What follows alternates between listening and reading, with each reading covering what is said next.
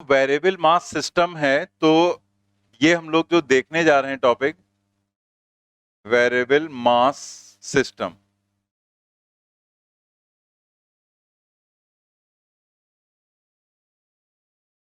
तो ये जो टॉपिक हम लोग देख रहे हैं, तो इसमें ऐसा नहीं कि कोई ऐसे फिक्स टाइप है कोई टॉपिक। इसमें बहुत सारे क्वेश्चंस बनाए जा सकते हैं, अलग अलग टाइप के, काफी कॉम्प्लिकेटेड भी हो सकते हैं। लेकिन हमने इस टॉपिक को अलग किया है और साथ में इसमें जो केसेस हमने इन्वॉल्व किए हैं वो है 4 केस।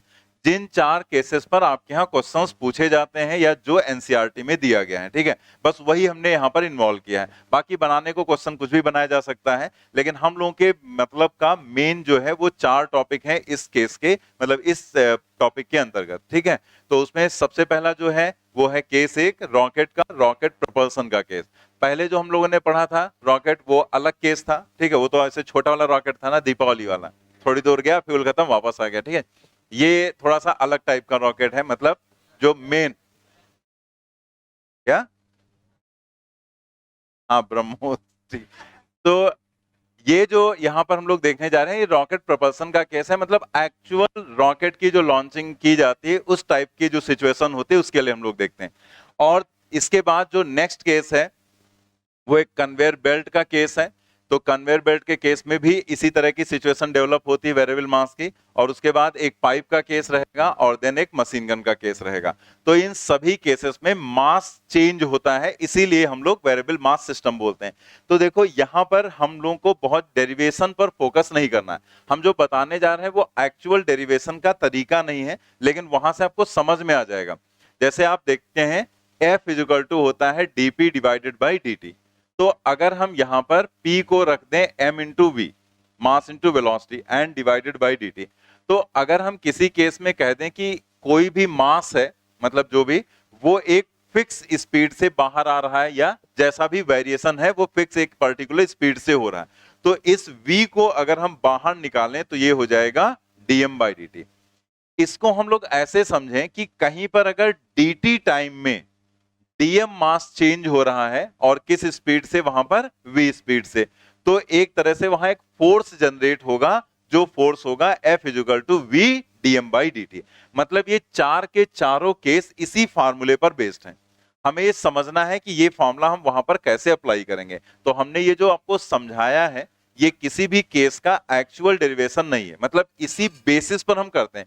आएगा यही फार्मूला, यही आएगा V DM by D T. लेकिन जब हम किसी चीज को प्रॉपर वे में डेराइव करते हैं तो पूरी सारी सिचुएशंस को दिखाना पड़ता है ना, कि ये कंडीशन है, ये कंडीशन है, इसको ऐसे करेंगे। जैसे हमने आपको बताया था स्प्रिंग वाला केस, कि स्प्रिंग में अगर हमने देखा वहां पर कि हॉरिजॉन्टल वाला आसान था, तो हमने हॉरिजॉन्टल वाला आपको डराइव कराया था। वर्टिकल में रिजल्ट वही लग रहा था, ठीक है, जो स्प्रिंग के केसेस बताए गए थे, लेकिन हमने वर्टिकल वाला डराइव नहीं कराया था। हम चाहते तो वर्टिकल में भी वैसे कर देते, लेकिन वो लिखना गलत हो जाता है, ठीक है। तो इसलिए हमने ये बेसिक एक ऐसे ही पॉइंट बता दिया कि यहां पर चारों जो केसेस हैं उनका जो बेस फार्मूला है वो यही है, F is equal to V DM by D T. मतलब चारों में यही लगना है फार्मूला। अब इस फार्मूले में थोड़ा सा मॉडिफिकेशन करना पड़ता है, थोड़ा हम मॉडिफाई कर लेते हैं अकॉर्डिंग टू केस। तो वो मॉडिफाई हम कैसे करेंगे वही हमें यहां पर बस समझना है, ठीक है। तो बेस फार्मूला हमारा हो गया F is equal to V DM by D T. तो हम लोग देखते हैं पहला केस यहां पर, रॉकेट प्रपल्सन का। प्रपल्सन जो टर्म होता है उसका मतलब होता है गति देने की शक्ति, मतलब किसी को मोशन यानी कि पावर एक तरह से जो देते हैं हम लोग तो मूव करने के लिए, उसी से ये टर्म लिया गया है प्रपल्सन। तो हम लोग यहाँ पर समझते हैं। सबसे पहले जैसे रॉकेट में जो लिखा गया है, सबसे पहला ऊपर एक ब्रैकेट में पॉइंट, उसमें क्या लिखा गया है, रॉकेट का मतलब है, रॉकेट में दो चीजें हैं, कंटेनर एंड प्लस फ्यूल। ये वेरिएबल मास सिस्टम का केस क्यों है वो हमें यहां समझना है, क्योंकि जो रॉकेट है वो काफी ज्यादा हाइट पर, जैसे अर्थ की कोई ऑर्बिट है उसमें हमें उसे प्लेस करना है, ठीक है, किसी भी सैटेलाइट को, तो वो यहां से वहां तक लॉन्च करी जाएगी, तो उसको लेकर कैसे जाएंगे, थ्रू रॉकेट, ठीक है।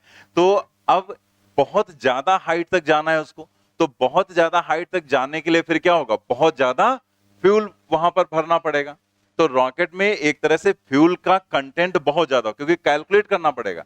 जैसे यहां पर रोड पे अगर जा रहे हैं तो कैलकुलेशन की जरूरत नहीं, जैसे आप ट्रक भी है, या आपकी बाइक है तो उसमें एक फ्यूल का टैंक लगा दिया गया छोटा सा, ठीक है, और जहां पर कम हो गया या खत्म हो गया तो अगला पेट्रोल पंप आएगा ही, हमें पहले से पता चल जाता, भर लेते हैं। जैसे कभी कभी हो जाती है, कुछ लोग देखते रहते हैं, नहीं ध्यान दिया, खत्म ही हो गया बाइक में, ठीक है, तो क्या करते हैं, बाइक को पूरा लिटा देते हैं ऐसे, ठीक है, अरे रुको अभी हम स्टार्ट करते हैं, पूरा लिटा दिया, फिर वो थोड़ा बहुत तो रहता इधर उधर ना, तो वो स्टार्ट हो जाती, फिर अगले पे भैया 1000 का भर दो, ठीक है, तो 1000 का भरा, अब वो रॉकेट वाला कहाँ भराएगा, ऊपर थोड़े वो झुका के स्टार्ट कर लेगा रॉकेट, ठीक है, तो वहां रॉकेट झुका के नहीं स्टार्ट होगा, वो वहां पर कंडीशन पहले से कैलकुलेट करके दी जाएगी, ठीक है। तो पहली बात, रॉकेट में पेट्रोल नहीं भरा जाता, तुम्हें पता ही होगा, ये तो मैं बताने अगर सोच रहे होंगे ऊपर भी पेट्रोल पंप हम खोल लेते हैं, नीचे तो बहुत हो गए, तो उसमें पेट्रोल नहीं भरा था, उसके अलग ही फ्यूल पढ़ा होगा तुम लोगों ने केमिस्ट्री में, तो उसका हम क्या बताएं डिस्कशन, तो क्या नहीं, तो उसकी यहाँ जरूरत नहीं है, वो अपना सर्च कर लो गूगल में, ठीक है। तो कंटेनर प्लस फ्यूल, जो मेन पॉइंट है वो समझो यहाँ पर, तो जो फ्यूल है वो बहुत ज्यादा अमाउंट में उसमें रहता है, और यही फ्यूल बर्न होता है, और बर्न होके ये एक हॉट गैसेस के फॉर्म में बाहर निकलता है। तो जब ये फ्यूल बाहर निकलता है तो एक तरह से मोमेंटम में चेंज होता है, और rate of change of momentum एक तरह से फोर्स जनरेट कर देता है, और वही फोर्स एक्शन रिएक्शन के पेयर में रहता है। तो जो फ्यूल है उस पर नीचे की तरफ वही हॉट गैसेस के फॉर्म में बर्न होकर वो बाहर निकल रही, तो वो एक तरह का एक्शन हुआ, और उसी का रिएक्शनरी फोर्स लगता है रॉकेट पर, तो रॉकेट जो है ऊपर की तरफ चलना स्टार्ट कर देता है, ठीक है। तो हम लोग यहां पर समझ रहे हैं कि फ्यूल बहुत ज्यादा मात्रा में होगा उसके अंदर, और इसलिए जैसे जैसे फ्यूल वहां पर कम होता जाएगा तो वैसे वैसे क्या होगा, पूरे रॉकेट का जो मास है वो भी रिड्यूस करता जाएगा, और इसीलिए केस बन जाएगा वेरिएबल मास सिस्टम का, ठीक है। तो जैसे यहां पर हम लोग दिखा लेते हैं, तो जैसे ये जो हॉट गैसेस हैं ये बाहर निकलेंगी, तो ये एक तरह से क्या होगा, एक्शन होगा। तो जो बर्न फ्यूल है वो रेट जो उसका है, मान लिया डीएम बाई डी, मतलब dt टाइम में डीएम मास जल के बाहर निकल जाता है हॉट गैसेस के फॉर्म में, तो ये एक तरह से एक्शन होगा, और इसी का रिएक्शन होगा इस रॉकेट पर, ठीक है, रिएक्शनरी फोर्स यहां पर लगेगा। तो एक्शन एंड रिएक्शन, और यही जो फोर्स होता है यही इसको ऊपर की तरफ उठाता है, इसलिए इसको हम थ्रस्ट भी बोल देते हैं, ठीक है, अब थ्रस्ट या थ्रस्ट फोर्स हम बोल देते हैं, ठीक है। यहां जो इसका एक्सलेशन है उसे हमने a मान लिया, और जो वेलोसिटी है वो v, कि कुछ समय के बाद इसकी वेलोसिटी क्या हो जाएगी, इसका एक्सलेशन यहां पर क्या हो जाएगा, ठीक है। तो सबसे पहले एक थ्योरेटिकल क्वेश्चन पूछा जा सकता है कि ये किस प्रिंसिपल पर काम करता है, कंजर्वेशन ऑफ लीनियर मोमेंटम पर, और या फिर न्यूटन्स थर्ड लॉ। लेकिन अगर दोनों ऑप्शन में आ गए तब क्या टिक करेंगे, नहीं बोथ का बोथ ऑप्शन में नहीं है, तब थर्ड लॉ है conservation of linear momentum, conservation of linear momentum तब टिक करें, क्योंकि conservation of linear momentum is equivalent to Newton's third law, उसे हम इक्विवेलेंटली न्यूटन्स थर्ड लॉ के बराबर बोल देते हैं, ठीक है। लेकिन एक्चुअल में वो अगर दोनों ऑप्शंस हैं तो हम कंजर्वेशन ऑफ मोमेंटम को ही टिक करेंगे। तो लिख दिया गया है, principle of rocket propulsion is based on law of conservation of linear momentum और न्यूटन्स थर्ड लॉ, ठीक है। तो आप यहां पर एक काम करो, जो लिखा हुआ है law of conservation of linear momentum, उसके नीचे ऐसे अंडरलाइन करके फर्स्ट लिख लो, ठीक है, और जो यहां पर लिखा हुआ है न्यूटन्स थर्ड लॉ, उसके नीचे ऐसे अंडरलाइन करके उसे सेकंड लिख दो, यहां पर 1 और 2 लिख लो, या आप जैसे भी अपना लिखना चाहें, ठीक है। मतलब 1 और 2 का मतलब क्या है कि ये हमारी फर्स्ट चॉइस है और ये सेकंड चॉइस है, बस अगर दोनों मेंशन है। वैसे बहुत सारे पहले एग्जाम्स होते थे तो एक एग्जाम में ये दे दिया गया था, तभी ये मैं आपको बता रहा हूँ, ठीक है। एक वर्धा का एग्जाम होता था पहले, जिसमें गांधी जी पे निबंध आता था लिखने को, पता है नहीं, तुम लोग नहीं पता होगा, तुम लोग हाँ, तो उसमें सबसे बड़ी प्रॉब्लम वही होती थी कि पेपर आसान होता था, लेकिन वो गांधी जी वाला जो पार्ट था वो बहुत अच्छे से उसकी कॉपी चेक होती थी, तो वो जो है बहुत ज्यादा प्रॉब्लम क्रिएट करता था, लोगों को पूरा लिखना पड़ता था काफी बड़ा उस पे, तो उस पे क्वेश्चंस आते थे प्रॉपर। तो उसमें ये क्वेश्चन फिजिक्स का जो पेपर था उसमें ये पूछा गया था, तो उसमें ये दोनों ऑप्शन उसने दिए थे, तो इसलिए आपको बता दिया जा रहा है कि फर्स्ट चॉइस आपकी क्या रहेगी, conservation of linear momentum. Next हम लोग देखते हैं, in a rocket the fuel burns and produces hot gases which are ejected out with very high speed. The ejecting gases exerts a force a forward force that is thrust on the rocket, the magnitude of this thrust is given by. तो ये जो thrust है force यहाँ पर, उसका magnitude लिखा गया, क्योंकि देखो एक्शन रिएक्शन दोनों फोर्स होते हैं पावर, तो जितना इधर एक्शन होगा उतना इधर रिएक्शन हो जाएगा। तो जो भी फोर्स है उसका मैग्नीट्यूड लिखा गया। डायरेक्शन वाइज देखें तो अगर हम अपवर्ड डायरेक्शन को पॉजिटिव लेते हैं तो इसको प्लस लिखेंगे, तो फिर डाउनवर्ड माइनस। लेकिन इसके ऊपर तो फोर्स आपसे पूछा नहीं जाएगा, पूछा जाएगा रॉकेट के ऊपर, तो वो मैग्नीट्यूड उसका क्या होगा लिखना है यहाँ पर, तो उसी के नीचे लिख लेंगे F equal to, base formula आपको भी हमने बता दिया, वही फॉर्मूला यहाँ पर आएगा VR dm divided by dt। But यहाँ पर जो वेलोसिटी आएगी वो VR आएगी, वो V नहीं है, ये V अलग है, ठीक है। ये VR क्या है ये भी आपको हम बता रहे हैं। F is equal to VR dm by dt लिखेंगे वहां पर। सेकंड पॉइंट में the magnitude of this thrust is given by, जो लिखा हुआ है ना, the magnitude of this thrust is given by. इसमें बहुत अलग अलग टाइप के केमिकल्स रहते हैं, जैसे जो लिक्विड हाइड्रोजन होता है, ऑक्सीजन होता है, हाइड्रोजन होता है, तो इन्हीं सबका मिक्सचर भरा जाता है, मतलब तमाम सारी चीजें रहती हैं, तो वही फ्यूल बर्न होकर निकलता है बाहर। तो जो ये VR है यहाँ पर, वो क्या है, पहले dm बाई dt देख लो। dm बाई dt क्या है, rate of ejection of gases that is burn fuel, मतलब जिस रेट से फ्यूल बर्न होकर बाहर निकलता है that is dm by dt। VR क्या है, magnitude of velocity of ejection of gases relative to rocket. Magnitude of, जिसको हम एग्जॉस्ट वेलोसिटी बोलेंगे, तो magnitude of velocity of ejection of gases, मतलब इस रॉकेट के रेस्पेक्ट में, इसके रेस्पेक्ट में ये गैसेस किस रिलेटिव वेलोसिटी से निकल रही हैं बाहर, ठीक है, बर्न होकर, तो उसे हम बोलते हैं exhaust velocity that is VR। कई बार क्वेश्चन में ये मेंशन नहीं होता है, ठीक है, जस्ट ऐसे ही कह देते हैं, रिलेटिव वेलोसिटी का नाम नहीं लेंगे, ऐसे लिख देंगे, लेकिन आपके पास और कोई ऑप्शन नहीं होगा कि इस VR यहां पर आप क्या रखेंगे, तो जो V दिया जाता है वो यही V दिया जाता है। कभी कभी लिख देते हैं, कभी क्वेश्चन में नहीं लिखते हैं, बट वो समझ में आ जाता है। तो VR dm by dt, rocket के ये केसेस आपके यहाँ पूछे जा चुके हैं कई बार, ठीक है, इधर कुछ सालों से क्वेश्चन इस पर नहीं आया है, बट है ये आपके सिलेबस में, ठीक है। नेक्स्ट हम लोग देखते हैं थर्ड नंबर का point, if m is the mass of the rocket at any instant then, अगर m मास है तो अगेन न्यूटन सेकंड लॉ, कौन सा पॉइंट है, थर्ड नंबर का, तो न्यूटन सेकंड लॉ ही लगेगा, F is equal to m into a. भाई जैसे किसी इंस्टेंट पर इसका एक्सेलरेशन मान लिया a है और उस इंस्टेंट पर मास इसका m है, तो F बराबर क्या हो जाएगा, m इंटू ए हो जाएगा। अब ये जो यहां पर F है वो क्या है, VR dm divided by dt। तो हम यहां से अगर एक्सेलरेशन निकालें तो ये m नीचे ले जाएंगे तो एक्सेलरेशन यहां से निकाल सकते हैं, तो a की वैल्यू हो जाएगी VR divided by m dm divided by dt, ठीक है, ये आ जाएगा एक्सेलरेशन। या इसके दो फॉर्मूले हम लोग यूज करेंगे, एक VR divided by m dm divided by dt minus g। अब इन दोनों फॉर्मूले में डिफरेंस क्या है, जैसे अगर हम gravity, acceleration due to gravity को अगर हम इग्नोर कर दें, मतलब जैसे क्वेश्चन में लिख दिया गया इग्नोर ग्रेविटी, ठीक है, तो अगर ग्रेविटी को इग्नोर कर दिया गया है तो आप ये यूज करेंगे, और अगर हम ग्रेविटी को इग्नोर नहीं करते हैं तो हम ये यूज करेंगे। एक और भी तरीका है पहचानने का, अगर क्वेश्चन में उसने जी की वैल्यू दे दी है लिखकर, तो समझ जाओ कि वो चाह रहा है कि आप ग्रेविटी को इग्नोर ना करो, तब लिखेगा नहीं। अगर उसने जी दे दिया तो वो जी इसीलिए दे रहा है कि आप जी को कंसीडर करो। तो कई बार कुछ क्वेश्चंस में ये भी देखा गया कि नहीं लिखते हैं, बस लास्ट में जी की वैल्यू दे देंगे कि जी को इन्वॉल्व करके आप बताओ, तो ये लिख लेंगे यहां पर। तो इसमें हम ऐसे लिख लेंगे if gravity is not present, और इसमें लिख लेंगे if gravity is present.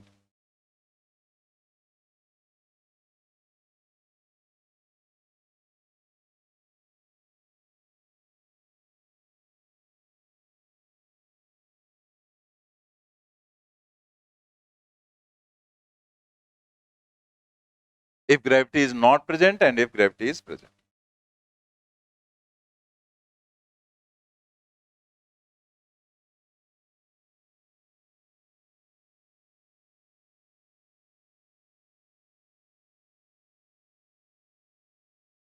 Theoretical question भी आपसे पूछा सकता है कि एक्सेलरेशन कांस्टेंट रहेगा या वेरिएबल, क्या रहेगा बताओ।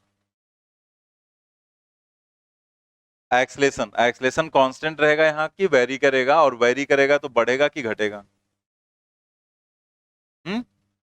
बढ़ेगा, क्योंकि मास चेंज होगा यहाँ पर, ठीक है। जो m है, ये जो dm बाई dt या vr है, ये उसकी मैकेनिज्म पर डिपेंड करता है, ठीक है, कि कैसे वहां पर मशीनरी जो बनाई गई है उसको बर्न करने के लिए, तो वो चीजें फिक्स होती हैं। लेकिन जैसे जैसे फ्यूल बर्न होकर बाहर निकलता जाएगा तो रॉकेट का मास चेंज होता जाएगा, मतलब कम होता जाएगा। तो रॉकेट का मास अगर कम होगा m, तो एक्सलेशन बढ़ता जाएगा, इंक्रीज करता जाएगा एक्सलेशन, ठीक है। तो यहां पर देखो लिख दिया गया है, since m continuously decreases with time, the acceleration of the rocket increases till all the fuel is burnt up। अब देखो यहां पर एक चीज है क्वेश्चन का पार्ट। क्वेश्चन का पार्ट यह है कि जैसे नॉर्मली किसी क्वेश्चन में आपको बॉडी का मास दे दिया गया, तो जो दे दिया गया वही हम लोग यूज कर लेते हैं। लेकिन यहां पर प्रॉब्लम क्या है, यहां पर जो बॉडी का मास है वो लगातार चेंज होगा, ठीक है। जैसे अगर आप देखें तो रॉकेट का मास लगातार चेंज होगा ना, तो अगर उसने पूछ लिया कि 1 मिनट के बाद बताओ उसका एक्सीलरेशन क्या होगा, या 10 मिनट के बाद बताओ उसका एक्सीलरेशन क्या होगा, तो आपको सबसे पहले 10 मिनट के बाद मास निकालना पड़ेगा कि उसका मास बचा कितना है, और जो मास बचेगा वो मास यहां पर आपको रखना होगा।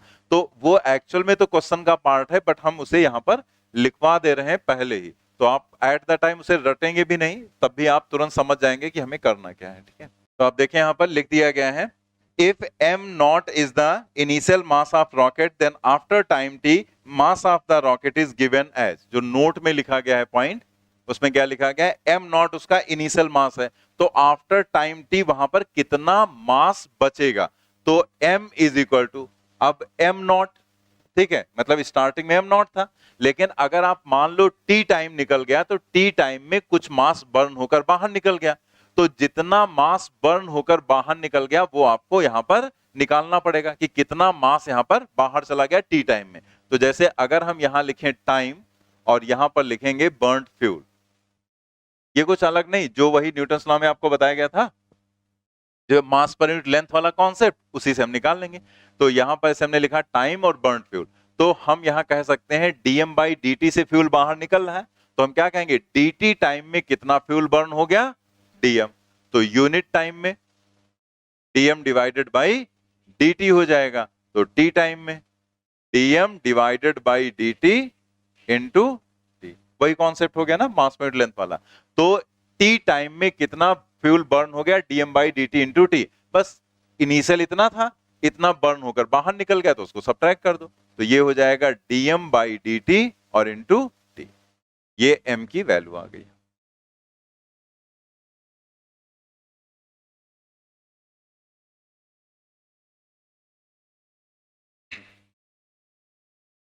इसके बाद हम लोग देखते हैं यहां पर velocity of rocket at any time t is given as, जैसे अगर हम एक्सलेशन यहां पर देख रहे हैं कुछ उसका है, तो जैसे जैसे एक्सेलरेट करेगी बॉडी तो उसकी वेलोसिटी बढ़ती जाएगी, ठीक है। मतलब जो इसकी एक्चुअल वेलोसिटी है, ठीक है, वो जिस रेट से गैसेस बाहर निकल रही वो वी आर है, वो तो फिक्स रहेगा। लेकिन जो ये रॉकेट है चूंकि एक्सेलरेट कर रहा है, तो एक्सेलरेट करने पे वेलोसिटी कांस्टेंट तो रहेगी नहीं, वो तो बढ़ती जाएगी वेलोसिटी। तो अगर आपसे पूछा जाए कि कुछ समय के बाद उसकी वेलोसिटी क्या होगी, हालांकि ये क्वेश्चन अभी तक नहीं पूछा गया वेलोसिटी वाला, लेकिन हम ये इसलिए बता दे रहे हैं क्योंकि एक्सेलरेशन हमें पता है, यहां पर एक्सेलरेशन क्या, और एक्सेलरेशन से वेलोसिटी निकालना हमें पता है। कौन सा कॉन्सेप्ट, कैलकुलस वाला कॉन्सेप्ट हम लोग यूज करते हैं, ठीक है। तो हम यहाँ पूरा डेरिवेशन नहीं बता रहे हैं, डायरेक्ट हम फॉर्मूले पर ही फोकस करेंगे, क्योंकि इसका फॉर्मूला लॉग में आएगा, जब आप सॉल्व करेंगे तो लॉग के टर्म में आएगा फॉर्मूला, इसीलिए शायद अभी तक इस पर क्वेश्चन नहीं दिया गया। बट अब सब पढ़ रहे हैं तो एक फॉर्मूला क्यों छोड़ें, तो वेलोसिटी का जो फॉर्मूला है वो भी हम लोग यहाँ पर देख लेते हैं। तो अगर हमसे v पूछा जा रहा है, तो वो v का फॉर्मूला क्या हो जाएगा, देखो यहां पर लिख दिया गया है, velocity of rocket at any time t is given as, तो उसी के नीचे आप लिख लेंगे v is equal to v not plus v r log base e m not divided by m। Again इसमें भी दो फॉर्मूले रहेंगे, ये तब रहेगा if gravity is not present, या इग्नोर ग्रेविटी लिख दिया गया है तब। अगर ग्रेविटी इग्नोर कर दें या हम कहते हैं ग्रेविटी नहीं है, तो वहां पर ये फॉर्मूला आप यूज करेंगे, और अगर ग्रेविटी है तो आप लिखेंगे v not minus g t plus v r log base e m not divided by m, मतलब पूरा फॉर्मूला वही है, बस v not minus g t कर देंगे।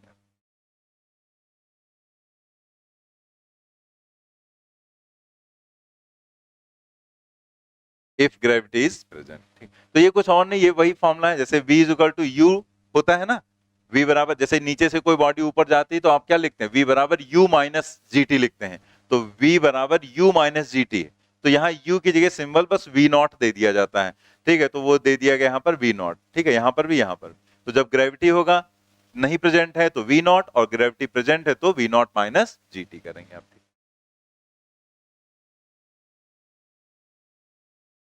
बाकी सब कुछ सेम है, वैसे ही रहेगा। ठीक है, जैसे इसमें वैसे यहाँ पर बेस यहाँ ई रहता है, क्योंकि कैलकुलस में जब हम लोग इंटीग्रेट करते हैं, डिफरेंशिएट करते हैं, तो वहां पर बेस ई का नेचुरल लॉग वाला फॉर्म लेते हैं। वी नॉट यहाँ पर है इनिशियल वेलोसिटी। नॉर्मली अगर आप देखेंगे क्वेश्चन में तो वी नॉट और जीटी इग्नोर कर देते हैं। ठीक है, तो लिख दिया तो वी नॉट और जीटी इग्नोर कर देंगे। यहाँ बता दिया गया है जैसे जब हम इंटीग्रेट कर रहे हैं तो हम इनिशियल वेलोसिटी चाहे जीरो रख लें और चाहे हम इनिशियल वेलोसिटी को कुछ रख लें। तो नॉर्मली अगर देखो तो रॉकेट इतना बड़ा ऑब्जेक्ट है कि उसको इनिशियल वेलोसिटी की कोई रिक्वायरमेंट नहीं है या नहीं दिया जाता है, लेकिन अगर क्वेश्चन में कहीं मेंशन कर दिया गया तो आप उसको बस यहाँ पर इन्वॉल्व कर लेंगे। तो वी नॉट यहाँ लिख लेंगे, v not is the initial velocity of rocket, initial velocity of rocket।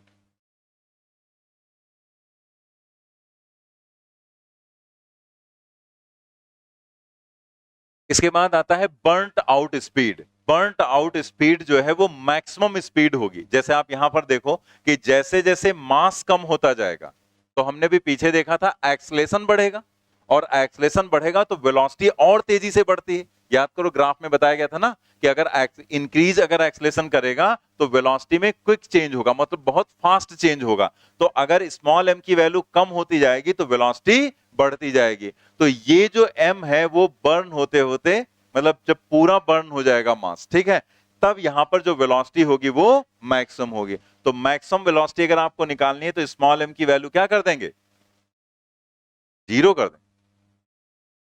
हाँ, तुम यही करो, जीरो मतलब रॉकेट भी जला डालो तुम। ठीक, रॉकेट में फ्यूल जलाना है। ठीक, कंटेनर तो बचा के रखोगे ना कि वो भी जला डालोगे, कंटेनर बचा के। तो जो भी यहाँ पर फ्यूल है वो बर्न करना है। इसका मतलब जो m है वो कम होता जाएगा, होता जाएगा, और जब m की वैल्यू m इसी के बराबर हो जाएगी, मतलब m इसी का है एम्प्टी कंटेनर का मास। ठीक है, तो जब m इसी के बराबर हो जाएगा तब यहां पर जो वेलोसिटी होगी वो मैक्सिमम होगी। ठीक है, m नॉट नहीं रखेंगे, समझ गए, m नॉट तो इनिशियल मास है ना टोटल। तो यहां पर जो है burnt out speed of rocket क्या है, it is the maximum speed acquired by rocket when entire fuel of rocket has been burnt out and can be find out by putting m is equal to MEC, that is mass of empty container in above question। तो rocket के questions करते हैं हम लोग।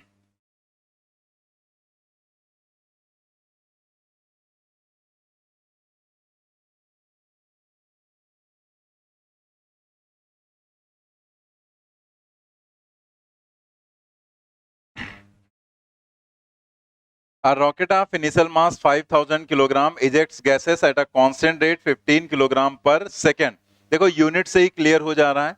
यहां पर ये तो खैर पहले दे दिया गया, m नॉट की वैल्यू कितनी है 5000 किलोग्राम, और बाकी जो आगे दिया गया है वो dm by dt है। जैसे 15 किलोग्राम पर सेकेंड, तो किलोग्राम मतलब मास और टाइम, तो इसका मतलब dm by dt आपको दे दिया गया 15 किलोग्राम पर second with a relative speed. Relative speed मतलब वी उसने आपको दे दिया 10 किलोमीटर पर सेकेंड, या फिर आप लिख सकते हैं 10 इंटू 10⁻³ मीटर पर सेकेंड। ठीक है, सारी चीजें आपको दी गई हैं। आपसे पूछा गया है 1 मिनट के बाद वहां पर एक्सलेशन क्या हो जाएगा, नेग्लेक्ट ग्रेविटी।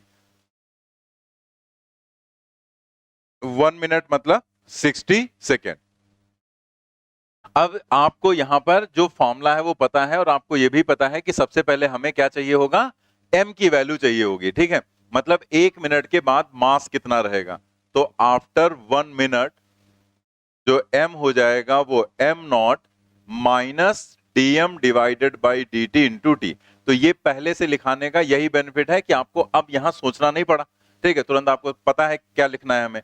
तो m नॉट की वैल्यू क्या है 5000, और dm by dt कितना है 15, टाइम कितना 60, 1 मिनट मतलब 60 सेकेंड। ठीक है, तो ये 900 हो जाएगा, दैट मीन्स ये आ जाएगा 41 100 किलोग्राम। फिर आप एक्सेलरेशन निकालेंगे, a is equal to v r divided by m dm divided by dt। V r की वैल्यू क्या है 10 टू द पावर 4 और डिवाइडेड बाई m कितना हो गया 4100 और dm बाई dt कितना है 50। इसे आप सॉल्व कर लेना तो ये आ जाएगा 36.6 metre per second square.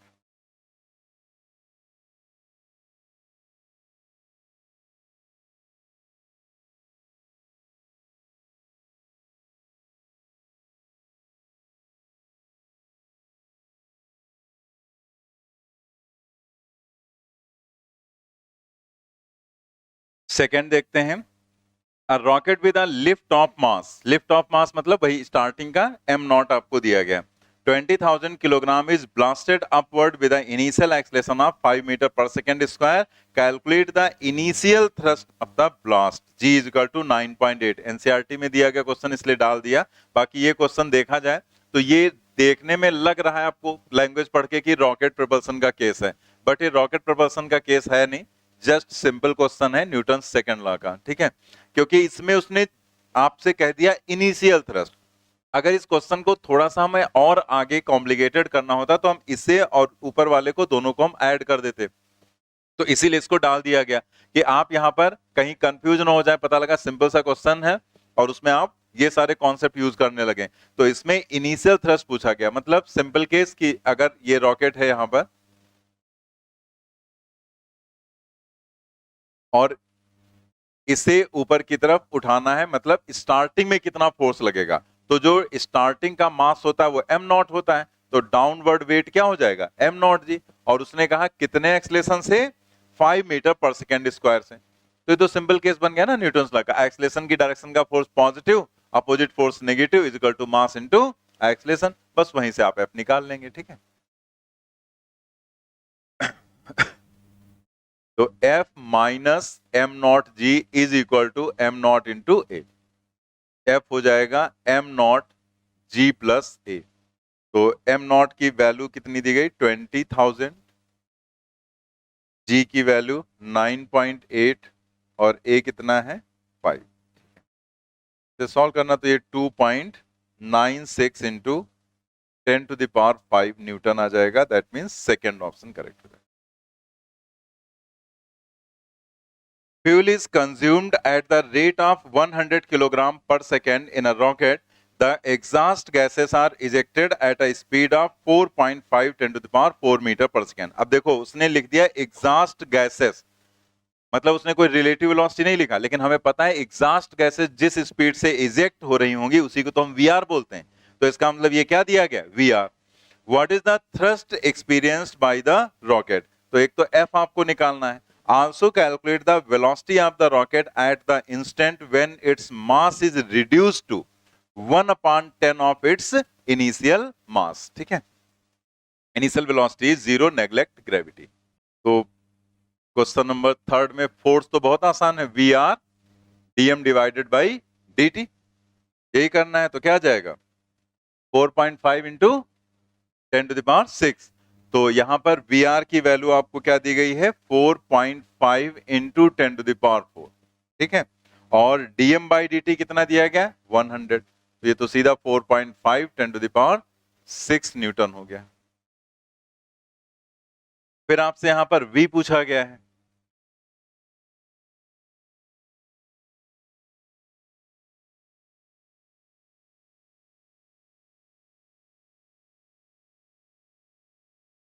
v का फॉर्मूला हम लोगों को पता है, v इज इक्वल टू, अब जैसे इसमें v नॉट होता है तो v नॉट यहां पर 0 कर देना है, और v r log m not divided by m, तो ये तो हो जाएगा 0।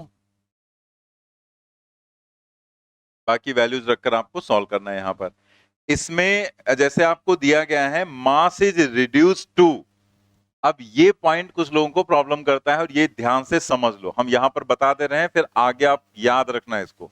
ठीक है, दो टर्म्स यूज किए जाते हैं, जैसे इसमें कहा गया मास के लिए ही हम बता दे रहे हैं। ठीक है, तो अगर कहा गया रिड्यूस्ड टू 1/10, ये कहा गया ना reduce to 1/10 of its initial. तो रिड्यूस टू 1/10 अगर कहा गया है तो इसका मतलब जो m आप लेंगे, ठीक है, m की वैल्यू ये इंप्लाई करेगा m is equal to m0/10। मतलब सीधे सीधे रिड्यूस टू का मतलब है कि वो उसकी फाइनल वैल्यू दे रहा है कि इतने तक, मतलब रिड्यूस टू का मतलब इतने तक उसने रिड्यूस किया। तो इसका मतलब m इज इक्वल टू क्या हो जाएगा, m0 डिवाइडेड बाई 10। लेकिन अगर यहीं पर कह देता रिड्यूस्ड बाई 1/10, रिड्यूस्ड बाई अगर 1/10 था तब आप क्या करते, तब आपको m लिखना होता, मतलब इतने से इतने तक, और इसमें क्या है, इतने से रिड्यूस किया गया, मतलब कोई चीज 1/10 से रिड्यूस कर दी गई तो बचा कितना। तो पहले उसके पास था m0 और उसमें से कितना आपने घटा दिया, m0/10, तो कितना बचेगा 9m0 डिवाइडेड बाई 10। तो समझ में आ गया ना, रिड्यूस टू मतलब एक छोटा सा जो वर्ड है टू या बाई, उसे अगर आपने ऐसे यहां चेंज कर दिया टू की जगह पर बाई, ठीक है, तो टू लिखेंगे तो डायरेक्ट m0/10, लेकिन अगर बाई लिख दिया गया होता तो आप लिखते यहां पर इस तरीके से, ठीक है। ये पॉइंट और भी जगह पर यूज होगा, कई जगह पर आएगा, और खासकर जैसे रेडियो एक्टिविटी के क्वेश्चंस में आपने देखा होगा बहुत यूज किया जाता है, ठीक है। रेडियो एक्टिविटी वाले जब क्वेश्चंस हम लोग करेंगे तो उसमें ये काफी ज्यादा यूज किया है, तो आपको याद रखना है ये पॉइंट, ठीक है। तो इसे ध्यान रखना जैसे यहां पर बताया गया। ये किसी भी चीज में यूज किया जा सकता है, जैसे मास की बात नहीं कर रहे हैं, मास की बजाय हम लोग चीज कोई करंट ले लें, चार्ज ले लें, कुछ भी ले सकते हैं हम लोग, वेलोसिटी ले लें, एक्सीलरेशन ले लें, किसी भी चीज के लिए ऐसे लिखा जाएगा। तो टू और बाई का मतलब आपको ध्यान रखना है बस, ठीक है। निकाला वेलोसिटी किसी ने 10.10⁴ ये आएगा ना। यहां पर कुछ लोग गलती कर देते हैं, लॉग की वैल्यू में गड़बड़ कर देते हैं, तो वो चीज आपको बस ध्यान रखना था, इसीलिए मैं थोड़ा रुक गया था। VR जो है वो कितना है 4.5 इंटू 10⁴, ठीक है। तो कुछ लोग यहां पर m की जगह पर रखते हैं m0/10 और फिर यहां पर आ जाएगा log 10, जैसे यहां पर आ गया log और m0 और divided by m0 divided by 10। अब ये आएगा 10 और log 10 की वैल्यू उठाकर रख देते हैं 1। लेकिन log 10 1 होता है लेकिन जब बेस 10 होता है, लेकिन यहां पर आपको फॉर्मूले में क्या लिखा गया था, बेस ही। तो जब बेस ही होता है तब उसकी वैल्यू 2.303 लेते हैं। ये तो हम लोग याद ही रखते हैं ना, आप केमिस्ट्री में भी हो सकता है यूज करते हो। तो कुछ उसमें ऑर्डर ऑर्डर वाले क्वेश्चन नहीं होते हैं फालतू फालतू के, तो वही उसी में केमिस्ट्री में फालतू का लगता नहीं, होता नहीं है ऐसे फालतू का, है काफी इंपॉर्टेंट सब्जेक्ट है, बट बहुत बोरिंग लगता था। हाँ, अबे हम पढ़ाई भी तो कर रहे हैं, वे कह रहे हैं इंपॉर्टेंट सब्जेक्ट है, बहुत ज्यादा जरूरत होती है उसकी, बस मुझे बोरिंग लगता है। 2.303 तुम्हें तो पता है, तुमसे पूछने की जरूरत ही नहीं तुमको क्या बोरिंग लगता है। 3.2 ये आंसर इसमें आ जाएगा 1.036।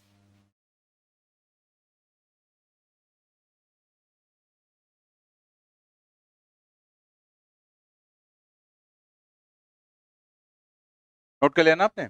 नेक्स्ट देखते हैं क्वेश्चन नंबर 4, सेकेंड, हाँ second notes. Balloon has 2 grams of air. A small hole is pierced into it. The air comes out with a velocity 4 meters per second. If the balloon sinks completely in 2.5 seconds, then find the average force acting on the balloon. ठीक है, क्या आएगा? ये जो question है ये भी इसी रॉकेट प्रपल्सन से मिलता जुलता केस ही है। जैसे यहाँ पर जो केस दिया गया है फोर्थ वाले क्वेश्चन में, तो उसमें इस तरह से आपको एक बलून दे दिया गया, ठीक है। अब इसमें एक होल बना दिया गया, तो जो इसकी एयर है, ठीक है, वो बाहर निकलेगी।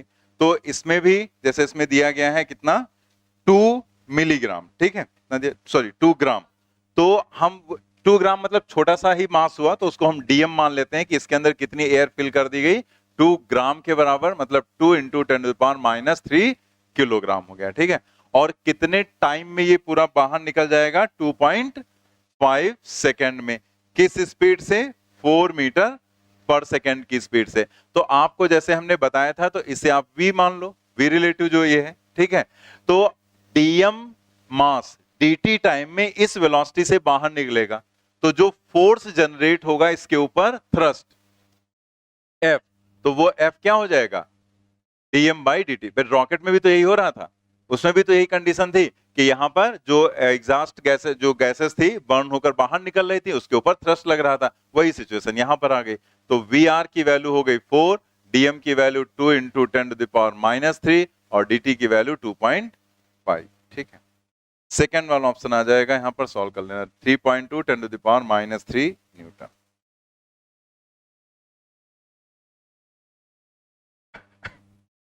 ये तो आपने किया भी होगा ना बलून में, ठीक है, जैसे बलून में हवा भर के छोड़ दो तो भागता है ना बहुत तेज, हाँ, तो वही टेम्परेरी रॉकेट हो गया ये।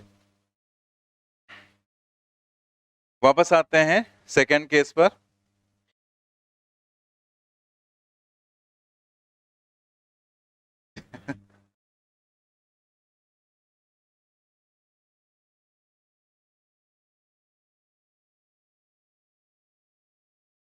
Sand is dropped at a rate dm by dt onto a conveyor belt moving with velocity v. The force required to keep the belt moving at constant velocity is। जैसे conveyor belt का एक case friction में आया था, तो वहां पर भी हमने आपको समझाया था कि कन्वेयर बेल्ट इस तरह से रहती है, जैसे बहुत सारी जगह पर यूज करते हैं, एयरपोर्ट वगैरह पर या फैक्ट्रीज वगैरह में। तो वही कन्वेयर बेल्ट का यहाँ पर केस आपको दिखाया गया कि अगर हम लगातार इसके ऊपर सैंड डाल रहे हैं, ठीक है, ये दोनों ऐसे घूमते रहते हैं, व्हील्स जो रहते हैं, और यहाँ पर जो इसके ऊपर बेल्ट लगी है ये लगातार मूव करते हैं। तो अगर हम यहां से ऊपर से कोई भी मास इसके ऊपर लगातार गिराते रहें, ठीक है, तो ये इसी के साथ में फिर हो जाएगा ना, एक तरह से लोडिंग हो जाएगी। तो लोड इसके ऊपर डालना है, तो अगर इसे उसी वेलोसिटी से, मतलब जैसे ये v वेलोसिटी से मूव कर रही थी, तो अगर उसी कांस्टेंट वेलोसिटी से मूव करना चाहे, ठीक है, या आप इसको उसी कांस्टेंट वेलोसिटी से मूव कराना चाहेंगे, तो आपको बाहर से फोर्स लगाना पड़ेगा। वैसे भी आप सोच लो कि जैसे मान लिया कोई साइकिल से जा रहा है, आपका दोस्त, वैसे आजकल साइकिल कौन चलता है, ठीक है, लेकिन मान लेते हैं, ठीक है, और आप कूद के बैठ गए, तो क्या होगा, उसकी स्पीड तुरंत रिड्यूस हो जाएगी ना। अब उसे आपको भी खींचना है, तो आपको खींचने के लिए उसे ज्यादा फोर्स लगाना पड़ेगा। तो वही होता है कि जैसे उसके ऊपर लगातार मास डालेंगे, तो अगर डीएम मास आपने डीटी टाइम में डाला और हम चाह रहे हैं कि उसकी भी स्पीड वही हो जाए, तो इसके कारण जो फोर्स जनरेट होगा वो v dm बाई dt, मतलब जो कांस्टेंट वेलोसिटी थी उसी वेलोसिटी से इस मास को भी आगे मूव कर, तो dt टाइम में dm मास आ गया। तो एक तरह से इतना फोर्स एक्सर्ट करेगा वो पर सेकेंड, तो इतना फोर्स आपको लगाना पड़ेगा ना इस पर।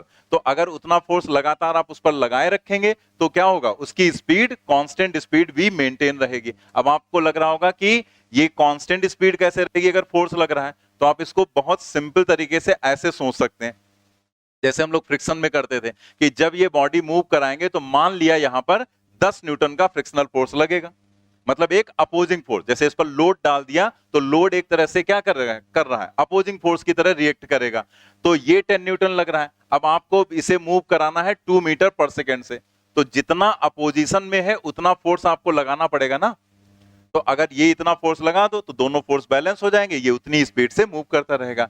तो अगर हम dt टाइम में dm मास इस पर डालते हैं तो उसकी वजह से जो रिटार्डिंग फोर्स जनरेट होता है वो इतना, तो इतना ही फॉरवर्ड में फोर्स आप लगा दो। तो अगर उतना ही फोर्स आप लगा देंगे तो क्या होगा, दोनों फोर्स बैलेंस हो जाएंगे और ये कांस्टेंट स्पीड से मूव करता रहेगा। ठीक है, तो अगेन जस्ट जो फार्मूला आएगा वो वही फिर से आ जाएगा v dm बाई dt। इस पर क्वेश्चन आप क्या पूछा गया, कन्वेयर बेल्ट का ये वो वाला भी क्वेश्चन पूछा गया था और ये वाला भी। तो यहां पर जस्ट लिखा हुआ है the force required to keep the belt moving at constant velocities, उसी के नीचे लिख लेंगे F is equal to v dm divided by dt। F is equal to v dm by dt। और अगर हम कहीं पर फोर्स लगा रहे हैं, जैसे इसके ऊपर हमने एक फोर्स जनरेट किया बाहर से, मतलब मोटर के द्वारा, तो मोटर की कुछ पावर भी तो होगी ना, तभी तो फोर्स जनरेट कर पाएगा। तो पावर, अगर F फोर्स है और V स्पीड से ये मूव करा रहा है इसे, तो कितनी पावर की रिक्वायरमेंट होगी, F इंटू V। तो नेक्स्ट लाइन में देखो क्या लिखा है, power supplied by the external force to keep the belt moving at constant velocity V is, लिख लेंगे उसी के नीचे P is equal to f into v, और ये जो F है यहां पर रख देंगे जब, तो ये V हो जाएगा स्क्वायर में, तो V square dm by dt, ये पावर हो जाएगी यहां पर। ठीक है, इसका एक क्वेश्चन दिया गया, वो कर लेते हैं। Question number 5,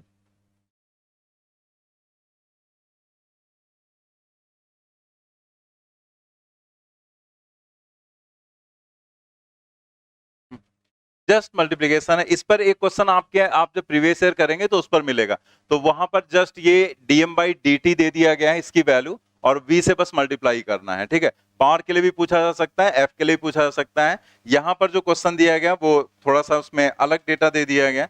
a vehicle having the mass of 500 kilogram is moving with a speed of 10 metre per second, मतलब v की वैल्यू हो गई।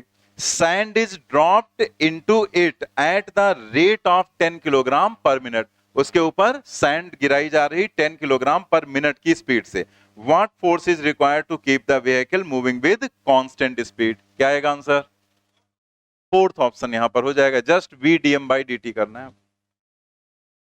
v का मतलब यहां पर क्या हो गया, कितनी स्पीड दी गई है, 10 मीटर पर सेकेंड, और dm by dt है 10 किलोग्राम पर मिनट, तो 10 बाई 60 करना है आपको। ठीक है, किलोग्राम पर सेकंड में कन्वर्ट कर दिया गया, तो ये यहां से आ जाएगा 5/3, 5/3 न्यूटन। ठीक है, fourth option correct.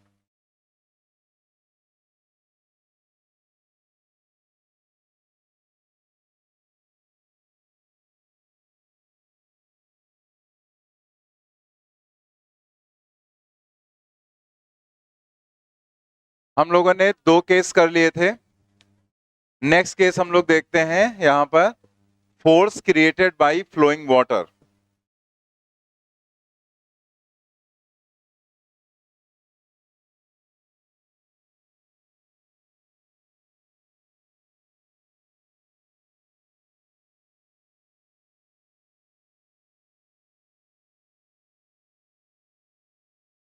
Force created by flowing water, ये आपने ऑब्जर्व भी किया होगा प्रैक्टिकली भी, जैसे लॉन वगैरह में पाइप पड़ी होती है, तो उसमें जब आप टैप खोलो तो पानी वहां से जब निकलना स्टार्ट करता है तो थोड़ा सा मूवमेंट होता है पाइप में। ठीक है, तो मतलब कैसे वो अपने आप कैसे मूवमेंट हो जाता है, मतलब वहां से जब वाटर बाहर निकलता है तो वहां पर एक फोर्स जनरेट होता है। जैसे आपने गाड़ियां वगैरह धुलते हैं जो जेट से, तो उनको आपने देखा होगा कि उनकी जो पाइप होती है वो बहुत जैसे धुलते हैं तो हिलती रहती है वो। ठीक है, क्योंकि इतना ज्यादा फोर्स क्रिएट होता है, बहुत तेजी से वाटर निकलता है, तो उतना ही ज्यादा फोर्स वहां पर क्रिएट होता है। वो भी आपको समझ में भी आ जाएगा कि वी पर वो चीज डिपेंड करती है।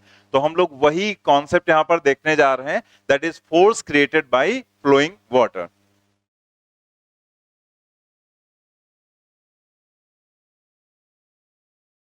तो ये जैसे केस रॉकेट का था, उसी तरीके से आप इसको इमेजिन करेंगे कि जैसे यहां पर रॉकेट में क्या था, इसी को वर्टिकल कर दो तो उसमें फ्यूल बाहर निकल रहा था और रॉकेट के ऊपर रिएक्शनरी फोर्स एक्ट कर रहा था। वैसे यहां पर है कि वाटर अगर v वेलोसिटी से ऐसे बाहर निकल रहा है, तो अगर हम कुछ पार्ट यहां पर इमेजिन कर लें, जैसे मान लिया हमने dx लेंथ में जो मास है, वो मास किसी भी इंस्टेंट पर बाहर निकल गया, इसका क्रॉस सेक्शनल एरिया यहां पर a के बराबर है, तो एक तरह से उतना पार्ट इसमें से बाहर निकला, तो मोमेंटम में चेंज हुआ, तो उस चेंज इन मोमेंटम के कारण यहां पर एक फोर्स जनरेट होगा। तो वो फोर्स दोनों पर, जैसे ये हुआ एक्शन, इस पर F फोर्स लगा, तो उतना ही रिएक्शनरी फोर्स लगेगा पाइप के ऊपर, इसीलिए पाइप को होल्ड करने के लिए आपको फोर्स की रिक्वायरमेंट होगी। जितना ज्यादा स्पीड से निकलेगा उतने ज्यादा फोर्स की आपको रिक्वायरमेंट भी रहेगी यहां पर, वो भी आपको समझ में आ जाएगा यहां पर। तो हम लोग यहां पर अगेन केस देख रहे हैं कि बिल्कुल सिमिलर है, तो वही सिचुएशन यहां पर रहेगी कि एक v velocity, constant v velocity से अगर वाटर बाहर निकल रहा है, तो हर dt टाइम में अगर dm मास बाहर निकलेगा, तो जो फोर्स वहां पर जनरेट होगा वो कितना होगा, v dm divided by dt। ठीक है, तो बेसिक फार्मूला तो यही हो गया। डायरेक्ट इस पर भी क्वेश्चन दिया जा सकता है, या इसे हम थोड़ा सा मॉडिफाई करेंगे, तो पहले आप इसे नोट कर लो। बाकी डायग्राम में तो सारी चीजें दिखाई दी गई हैं।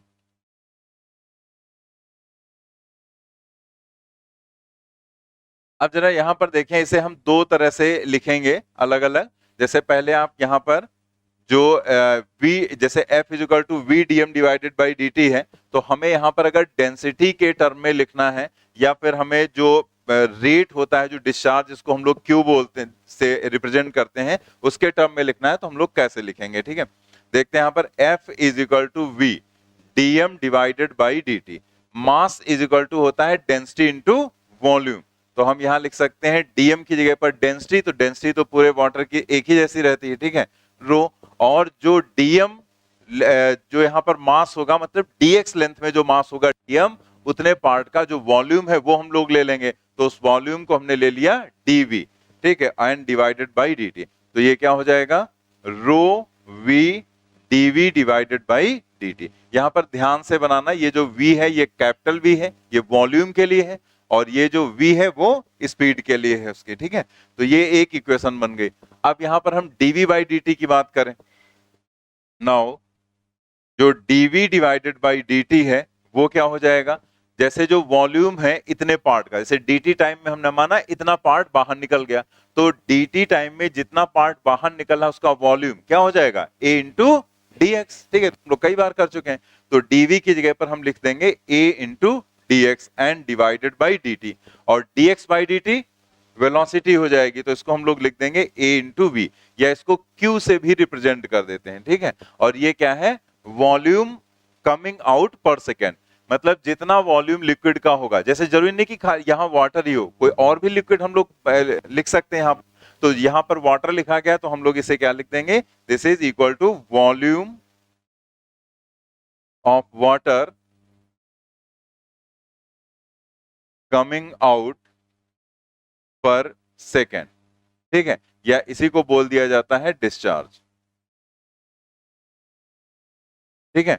तो इसे हम लोग क्यू से रिप्रेजेंट करते हैं। तो इसका ये जो पॉइंट है ये आप ध्यान भी रखना कि A इंटू वी, जैसे कोई भी अगर हम पाइप लेते हैं, और ये पॉइंट आप ध्यान रखेंगे कि कोई भी पाइप है उसका क्रॉस सेक्शनल एरिया A है, और उसमें लिक्विड जो भी फ्लो कर रहा है उसकी वेलोसिटी अगर V है, तो जो A और V का प्रोडक्ट होता है, इस प्रोडक्ट को हम लोग क्या बोलते हैं, that is volume coming out per second, कि एक सेकेंड में कितना वॉल्यूम बाहर निकल आता है, ठीक है। तो इसे हम लोग बोलते हैं। तो जो हम लोग फ्लूइड मैकेनिक्स पढ़ते हैं उसमें हम लोग पढ़ते हैं प्रिंसिपल ऑफ कंटिन्यूटी। तो प्रिंसिपल ऑफ कंटिन्यूटी में यही चीज तो बताई जाती कि ये चीज क्या होती, कांस्टेंट, और इसीलिए हम लोग वहां लिखते हैं a1 v1 is equal to a2 v2, ठीक है। तो ये पॉइंट याद रखेंगे, आगे भी यूज होगा, बाकी ये नोट कर लो। हाँ, यहां पर ये भी लिख लेते हैं, जैसे ये जो है पॉइंट, अब इस वैल्यू को हम लोग put it in equation first. अब इसे अगर हम इक्वेशन 1 में रख दें, हमें क्या मिलेगा, f इज इक्वल टू, इधर ही लिख देते हैं, f इज इक्वल टू, तो f क्या है यहाँ पर, रो v dv बाई dt। अब जरा यहाँ पर देखो एक मिनट, यहां जब आप q रखेंगे dv बाई dt की जगह पर, तो क्या हो जाएगा, रो v q आ जाएगा यहाँ पर। तो एक फॉर्मूला तो ये हो गया, रो v q, ठीक। अगर बाई चांस Q दे रखा है अलग से, तब आप इसका यूज कर लेंगे, लेकिन अगर हम यहां पर Q की जगह AV रखें, तो अगर हम A और V रखेंगे तो V स्क्वायर में आ जाएगा, ठीक है, V दो बार हो जाएगा ना इसकी जगह पर जब हम AV रखेंगे।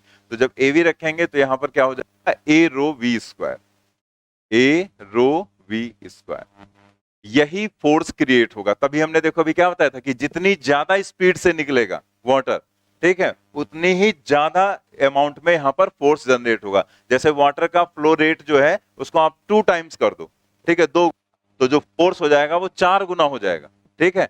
तो यहां पर 4 टाइम, जैसे पहले मान लिया 10 न्यूटन आप फोर्स लगाकर इसको पकड़ रखा था, तो अगर आपने स्पीड 2 गुना कर दी तो 40 न्यूटन आपको लगाना पड़ेगा, क्योंकि फोर्स कितना हो जाएगा, 4 टाइम्स वहां पर फोर्स हो जाएगा, ठीक है, नोट कर लेंगे।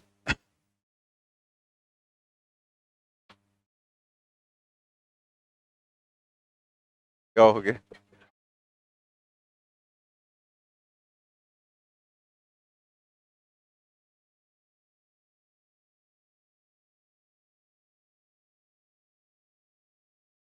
क्या ऐसी कौन सी कॉमेडी हो गई, लिखो लिखो जल्दी लिखो, हमेशा तफरी करना मन करता रहता। नोट कर लिया। तो यहां पर F is equal to rho v q हो जाएगा या A रो वी स्क्वायर हो जाएगा, ठीक है। तो ये जो फोर्स है यही फोर्स लेकर ये वाटर बाहर निकलेगा। तो अगर हम यहां पर कहते हैं कि इसके सामने कोई वॉल है, ये क्वेश्चन एनसीईआरटी में दिया गया है, हमने दे रखा है, अभी हम लोग करेंगे इस क्वेश्चन को कि यहां पर अगर ये वाटर जाकर वॉल पर टकराता है, लेकिन हम वहां पर ये अज्यूम कर लें कि कोई रिबाउंडिंग नहीं होती। देखो रिबाउंड होगा तो कैसे क्वेश्चन करेंगे, पीछे बताया गया था, ठीक है। अब भूल ही जाते हैं, मतलब एक दो टर्म पहले का कैसे भूल जाते हो। चलो हम 2 महीने पहले का पूछ ले तो अलग बात। एक केस किया था कि नहीं, ऐसे वॉल पर वाटर आता है फिर उसी स्पीड से रिबाउंड कर जाता है। Yes sir, yes sir, yes sir, ठीक है। अब याद आ गया। तो रिबाउंड वाला केस तो हम लोग कर चुके हैं ना, ठीक है। तो रिबाउंड वाला आएगा तो वहां से हम कर लेंगे जैसे वहां कॉन्सेप्ट बताया गया था। लेकिन अगर रिबाउंडिंग की कंडीशन नहीं है तो यहाँ पर जो वाटर या इस पर जो फोर्स लगेगा या जो पाइप पर फोर्स लगता है या जो वॉल पर फोर्स लगेगा वो क्या हो जाएगा, सेम हो जाएगा। ये फोर्स अगर यहां पर मान लिया 10 न्यूटन का फोर्स है और ये लेकर यहां पर वाटर निकला और इस वॉल को जाकर हिट किया, तो वॉल पर जो भी फोर्स लगेगा वो कितना लगेगा, 10 न्यूटन ही तो लगेगा। जितना इसके पास होगा वही फोर्स वहां पर अप्लाई कर देगा। जैसे हम यहां पर कोई ब्लॉक रख दें, ठीक है, किसी फ्लोर पर, अभी ये भी क्वेश्चन आएगा, तो इस ब्लॉक के ऊपर लगने वाला जो फोर्स होगा वो क्या हो जाएगा, यही F के बराबर, ठीक है। तो वो नीचे पॉइंट लिख दिया गया है। If stream of liquid gusses out मतलब तेजी से बहना, gusses out of pipe hits a vertical wall, then force exerted on the wall will be F is equal to, वही फॉर्मूला यहां पर लिख दिया गया। यहां पर ब्रैकेट में एक पॉइंट लिख लो, उसी के आगे जो फॉर्मूला लिखा उसी के आगे, assuming no rebounding of water, assume लिख लो, assume no rebounding of water, या लिख लो चाहे जो भी समझ में आना चाहिए, ठीक है। अरे 2 बार आईएनजी लगा दो अजीब लगता है ना पढ़ने में, इसीलिए। तो assume no rebounding of water,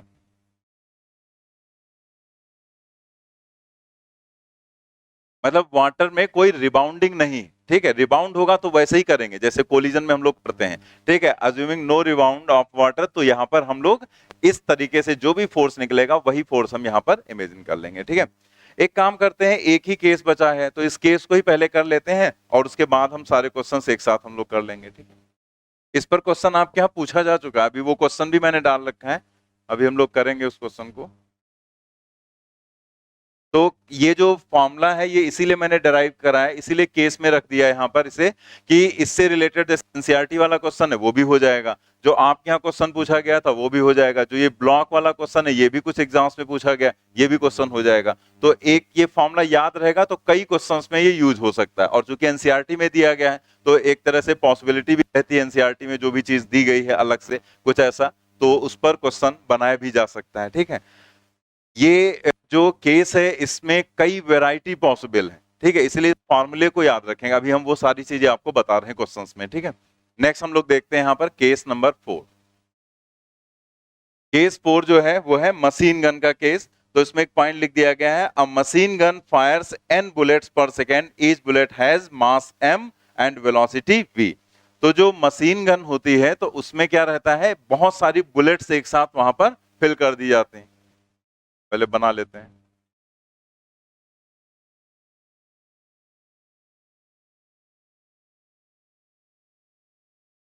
अरे यार जो भी है ऐसे ही लगा होता है, अब हम आतंकवादी थोड़े हैं कि हमको बढ़िया गन आती बनाना, रोज हम देखते हैं यहाँ पर देखते हैं कि इस तरह से जैसे है, तो जब बुलेट्स यहाँ पर निकलती तो जो मशीन गन होती है वो आपने देखा होगा उसमें बहुत सारी बुलेट्स एक साथ अटैच कर दी जाती हैं, और जब बहुत सारी बुलेट्स एक साथ अटैच कर दी गई तो एक तरह से वो उसके सिस्टम में जुड़ गई, मतलब उसका मास उसके सिस्टम में जुड़ गया।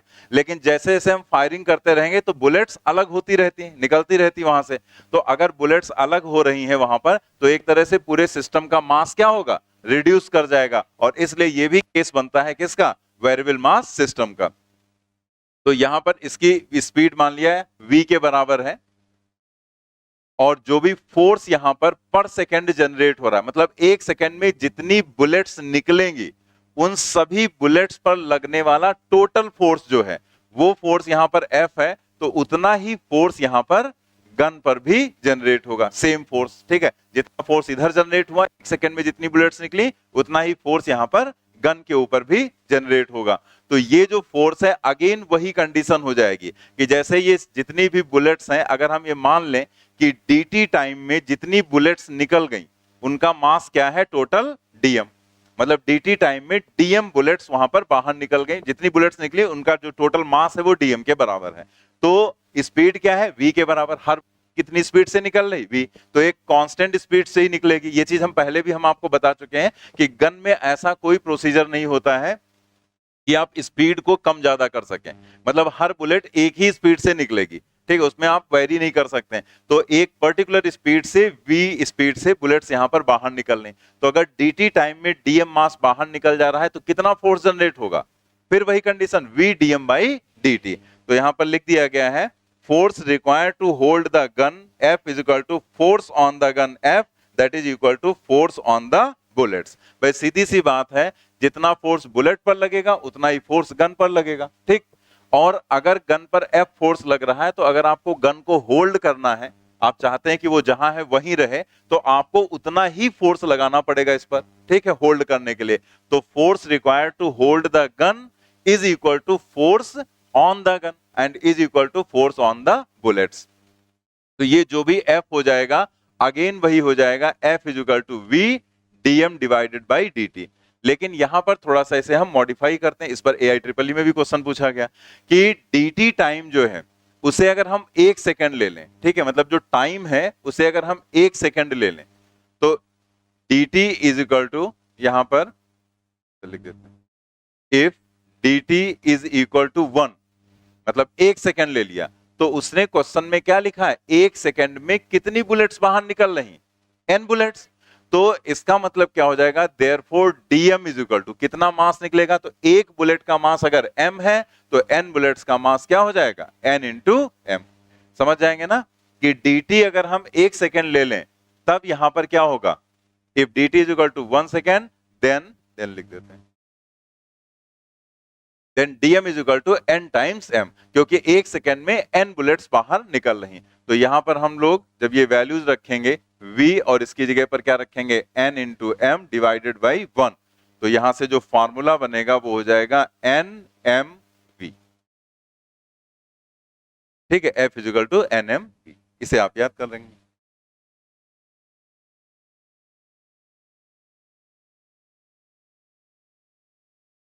वही जो लिखा हुआ है ना, force required to hold the gun is equal to force on the gun, उसी के नीचे ही आपको ये लिखना है।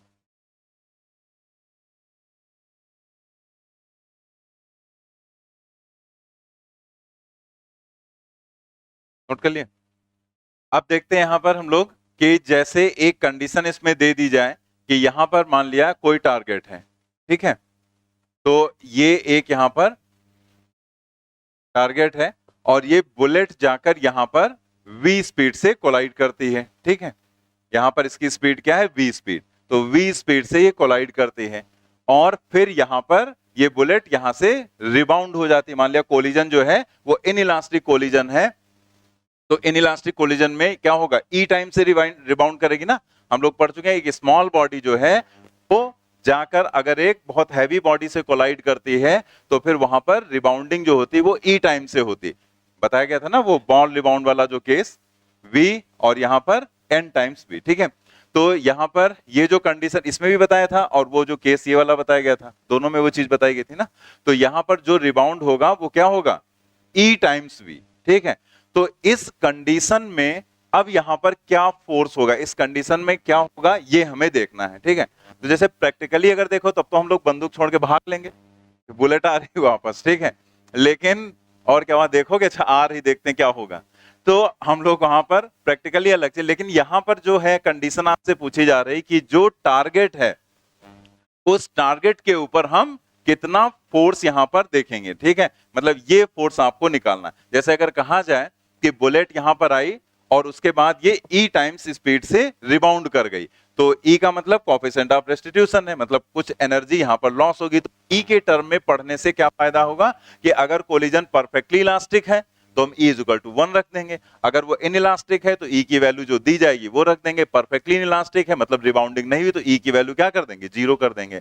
तो E के टर्म में हम लोग यहां पर देख लेंगे। तो ये जो F डैश है इसका हम डेरिवेशन आपको नहीं बता रहे हैं, क्योंकि डेरिवेशन हम लोग कर चुके हैं। जैसे पहले जो हम लोगों ने डेरिवेशन किया था, जो ये वाला इस तरह के जो केसेस थे या यहाँ पर, तो आपको जैसे हमने बताया था ये वाला केस, ये वाला जो बॉल वाला केस, तो उसमें अगर आप चेंज इन मोमेंटम देखो डेल्टा पी, तो डेल्टा पी क्या आया था 1 plus e m u cos theta. तो उसमें थीटा ऐसे था, लेकिन अगर यहां पर हम थीटा की वैल्यू 0 कर दें, जैसे इसमें स्ट्रेट गई और स्ट्रेट वापस आ रही, तो थीटा की वैल्यू 0 कर देंगे तो कॉस 0 क्या हो जाएगा 1, तो 1 प्लस ई एम यू आ गया।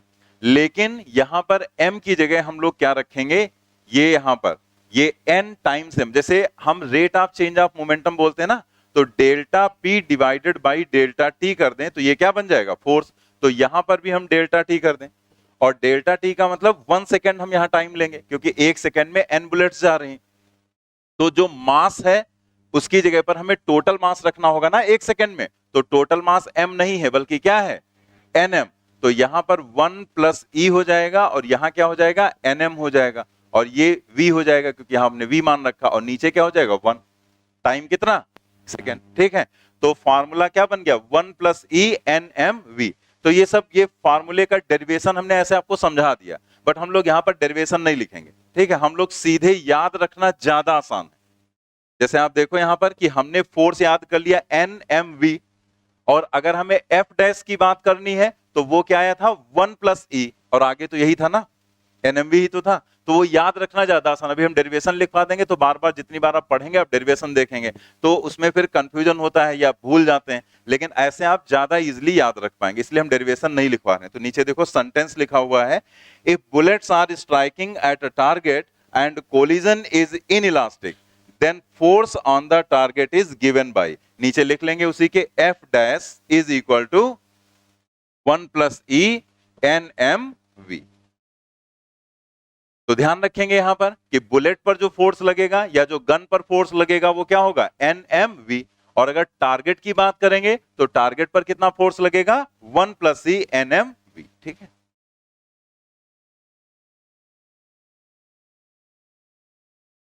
चलिए क्वेश्चंस पर आ जाते हैं हम लोग।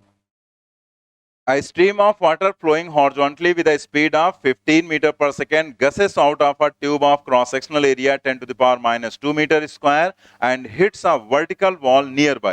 What is the force exerted on the wall by the impact of water assuming it does not rebound? तो वही क्वेश्चन हो गया ना जो भी आपको समझाया गया था, वही फॉर्मूला ए रो बी स्क्वायर, एनसीईआरटी में क्वेश्चन दिया गया था तो बता दिया जा रहा है आपको क्या आएगा।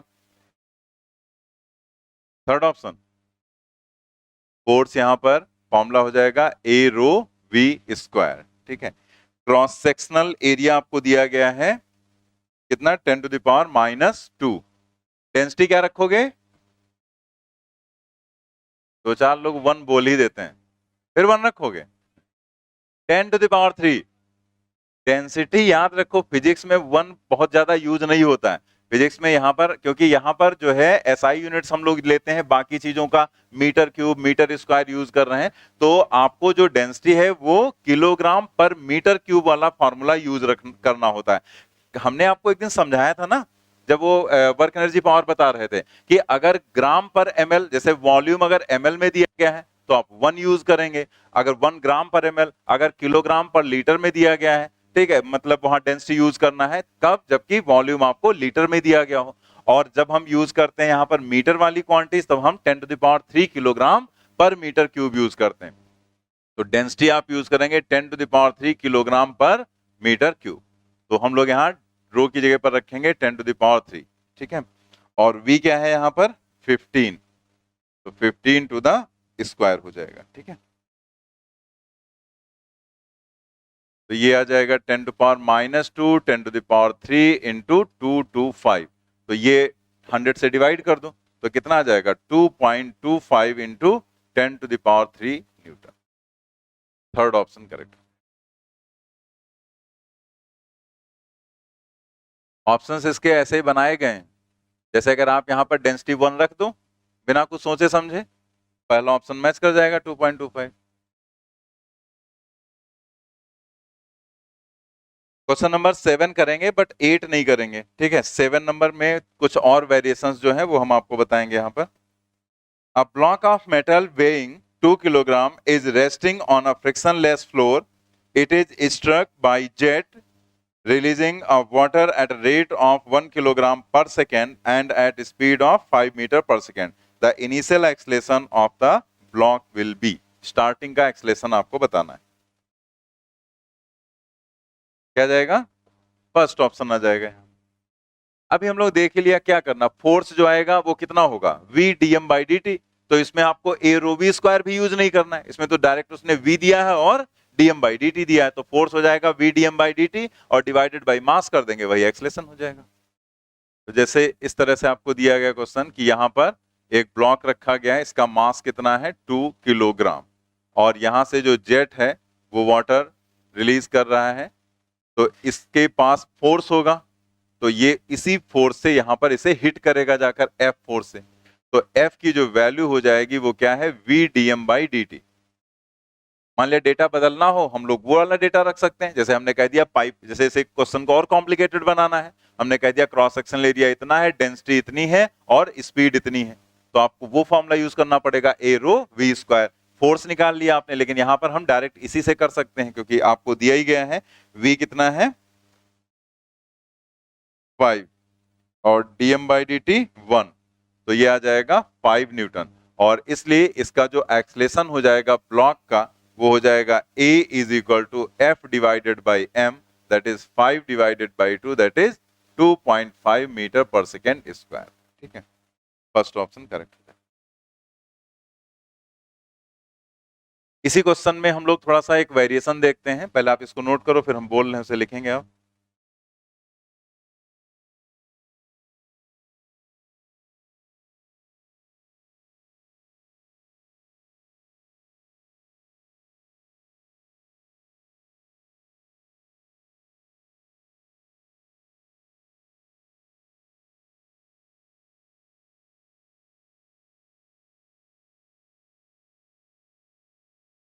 नोट कर लिए, लिखेंगे इन एबव क्वेश्चन या प्रॉब्लम कुछ भी लिखो, in above question if mu s is equal to 0.2 and mu k is equal to 0.1, in above question mu s is equal to 0.2 and mu k is equal to 0.1 between block and floor, between block and floor, then find acceleration of, sorry, initial acceleration, then find initial acceleration of block, then find initial acceleration of block। 1.5 1.5 और कोई 0 0 और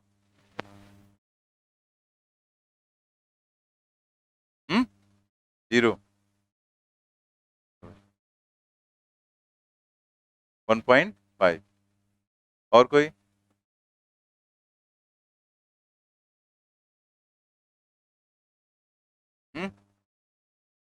0। अच्छा hero 0, क्यों 0 आएगा बताओ?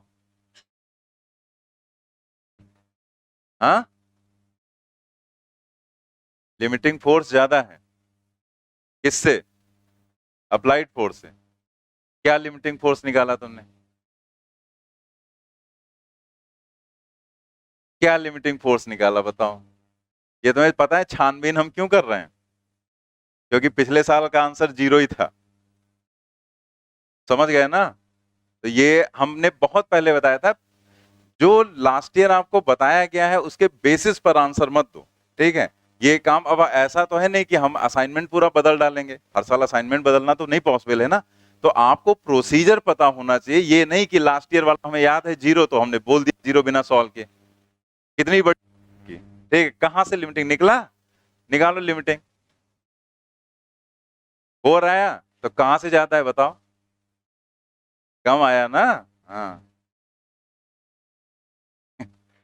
तो question यही दिया गया था, बस यहां पर क्या दे दिया गया, mu s is equal to 0.2 and mu k is equal to 0.1। ठीक है, ये आपको दिया गया था। अब आपको यहां करना क्या था, यहां पे आपको एफ तो निकाल ही लिया था, v d m divided by D T. तो ये आया था 5 into 1 that is equal to 5 newton. ठीक है, और जो म्यू एस आर की वैल्यू है वो आपको निकालनी थी। तो यहां पर म्यू एस आर क्या हो जाएगा, म्यू एस एम जी के बराबर हो जाएगा। तो म्यू एस की वैल्यू है 0.2, एम की वैल्यू 2, जी की वैल्यू 10, तो ये कितना आ जाएगा, 4 न्यूटन। तो आप देख रहे हैं यहां पर कह सकते हैं as mu s r is less than f, या एफ इज ग्रेटर देन, जैसे हम लोग वहां लिखते थे कि f is greater than mu s r, मतलब अप्लाइड फोर्स ज्यादा लगा दिया आपने, तो कंडीशन कौन सी होगी, काइनेटिक, काइनेटिक कंडीशन हो जाएगी। और काइनेटिक कंडीशन है तो जो यहां पर फ्रिक्शनल फोर्स लगेगा, तो वो फ्रिक्शनल फोर्स कितना होगा, म्यू के एम जी, म्यू के आर लगेगा, लेकिन आर बराबर तो यहाँ एम जी रहेगा, तो म्यू के एम जी। तो जो एक्सलरेशन इनिशियल होगा वो क्या हो जाएगा, f minus mu k m g divided by m. ठीक है, तो एफ की वैल्यू यहां पर कितनी है, 5, और माइनस म्यू के एम जी 0.1 इंटू 2 इंटू 10, और डिवाइडेड बाई क्या होगा, 2। तो ये क्या आ जाएगा यहां पर, 3 divided by 2 that is 1.5 metre per second square. ठीक है, तो 1.5 जितने लोगों ने निकाला था उनका आंसर एकदम सही था।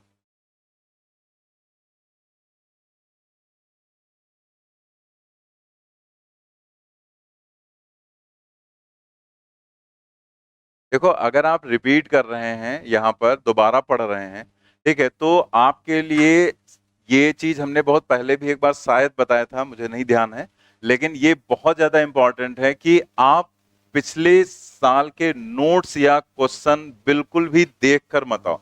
नोट्स भले एक बार देख लो, लेकिन नोट्स भी मत देखो, कायदे में देखा जाए, और न्यूमेरिकल्स तो बिल्कुल भी मत देखो। ठीक है, मतलब देख कर नहीं आना कि हम आज ये पढ़ाया जाएगा तो हम इसको पहले से देख लें एक बार। ठीक है, पहले से देख लिया कि अच्छा आज आज क्या कराया गया। अगर आप ये करते हैं तो समझ लो ये आपके लिए बहुत ज्यादा नेगेटिव है। ठीक है, मतलब अगर आप पिछले साल का न्यूमेरिकल से आज जो पढ़ाना है उसको आप पहले से एक बार रिवाइज करके आ रहे हैं, तो ये बहुत ही ज्यादा गलत है अगर आप रिपीटर हैं तो। ठीक है, तो ये चीज अभी आपके पास बहुत टाइम है, ठीक है, तो इसलिए सावधान रहें, वरना बहुत प्रॉब्लम हो जाएगी। ठीक, अब आप सोच रहे होंगे इनके तो कॉन्सेप्ट ही सब अलग रहते हैं, लोग कहते हैं जो पढ़ाना है वो पहले से रिवाइज करके आओ, पढ़ के आओ एक बार, ये बता रहे हैं बिल्कुल पढ़ो ही नहीं। ठीक है, तो हम जो चीज बताना चाह रहे हैं उसको समझो, क्योंकि अगर आप एक बार करके आएंगे घर से, तो सबसे पहली बात तो यही होगा कि दिमाग चलाएंगे नहीं, वही आंसर जो पिछले साल वाला होगा वही तुरंत बोल देंगे, फिर आपका अपना माइंड नहीं चलेगा। लेकिन अगर आप पढ़ के नहीं आएंगे तो आप उस चीज को थिंक करेंगे, और तब आपका यह भी चेक हो जाएगा कि आपको अभी कितना याद है। ठीक है, तो कितना आपके दिमाग में है और कितना आप दिमाग लगा ले रहे हैं उन चीजों के बेसिस पर जो आपने पहले कभी पढ़ी थी। ठीक है, तो वो ज्यादा आपके लिए एफिशिएंट रहेगा। लेकिन अगर आप पुराना पढ़ के आ गए, तब क्या होगा, यहां बैठेंगे तुरंत आपके सामने क्वेश्चन आएगा, आपको तो पता ही इसका आंसर क्या देना। तो इसलिए ये काम बिल्कुल भी मत करो। अगर आपको पुराने मतलब हैं, हमारे यहाँ ही पढ़ चुके हैं, तो अगर आपको कुछ पढ़ना भी है, ठीक है, तो आप कोई दूसरी चीज पढ़ो, या पीछे का रिवाइज करो, या फिर आप कोई दूसरी यूनिट पढ़ डालो। ठीक है, तब तो अगर आप पढ़ना ही चाह रहे हैं तो ठीक है, अदरवाइज आप साथ में चलते रहो, जैसे बताया जा रहा है उन्हीं चीजों पे परफेक्ट होते रहो।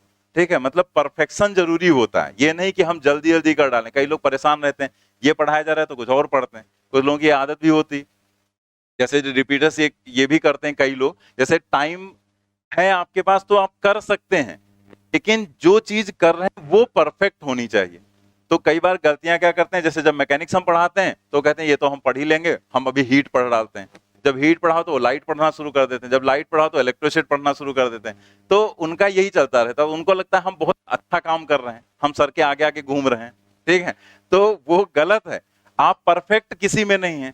अभी मैकेनिक्स का ही क्वेश्चन पूछ दिया जाए, आप उसी में बैठ जा रहे हैं, तो फिर प्रॉब्लम है ना, कि आप परफेक्ट हैं अगर तब ठीक है, तब आप आगे कुछ भी कर सकते हैं, लेकिन परफेक्ट नहीं तो अपने आप को परफेक्ट बनाओ। ये नहीं कि फिर वहां जब रिवीजन का टाइम है तो फिर बैठ के यही क्वेश्चन बैठ के कर रहे हैं। तो जो चीज करते चलो वो इतना परफेक्ट हो कि आपको मैकेनिक्स जैसे जो पढ़ रहे हैं उसको रिवाइज करने को अगर आपसे कह दिया जाए, जैसे आपसे कह दिया जाए कल टेस्ट है आपका, आपको 5 चैप्टर हमने दे दिए उठाकर। हमने कहा देखो प्रोजेक्टाइल मोशन आएगा, फ्रिक्शन आएगा, न्यूटन्स लॉ ऑफ मोशन आएगा, वर्क एनर्जी पावर आएगा और एक लीनियर मोमेंटम आएगा। जोड़ दिया हमने ये 5 चैप्टर का। कल ही टेस्ट होना और आज ही बता रहा।